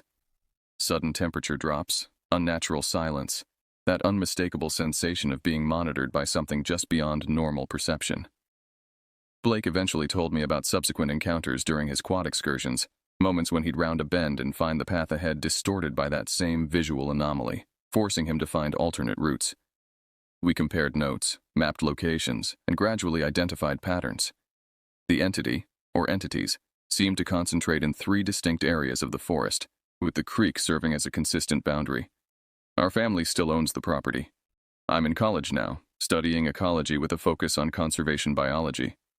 My experiences have shaped my academic interests, driving me to understand the complex relationships between environments and their inhabitants, seen and unseen. When I return home during breaks, I still walk those familiar paths. I've developed rituals of my own, small gestures of acknowledgement when crossing certain thresholds, careful attention to subtle warnings in the forest atmosphere. I never venture into the woods after sudden weather changes. I never cross the creek during the darker half of the year. The rational part of my mind has constructed various explanations over the years. Unusual atmospheric conditions creating mirages, undocumented predators with exceptional camouflage abilities, even the possibility of hallucinations triggered by environmental factors like fungal spores or natural gas emissions. But beneath these scientific hypotheses lies a deeper understanding. Some places contain mysteries that resist categorization. The woods behind my childhood home harbor something ancient and aware, something that established its territory long before human settlement, and merely tolerates our presence under certain conditions. I no longer fear it as I once did. Instead, I've learned to coexist with the knowledge that not everything in our world fits neatly into biological classifications or scientific explanations. The forest has taught me humility and boundary respect, lessons that extend far beyond those acres of trees into every aspect of my life. Sometimes, standing at that creek crossing on bright summer days, I sense acknowledgement from the other side. Not friendship, not acceptance, but recognition. Two different forms of awareness sharing overlapping territory, establishing wary protocols for coexistence. And perhaps that's enough. Perhaps that's all we can ask from the ancient, unknowable things that were here long before us and will remain long after we're gone.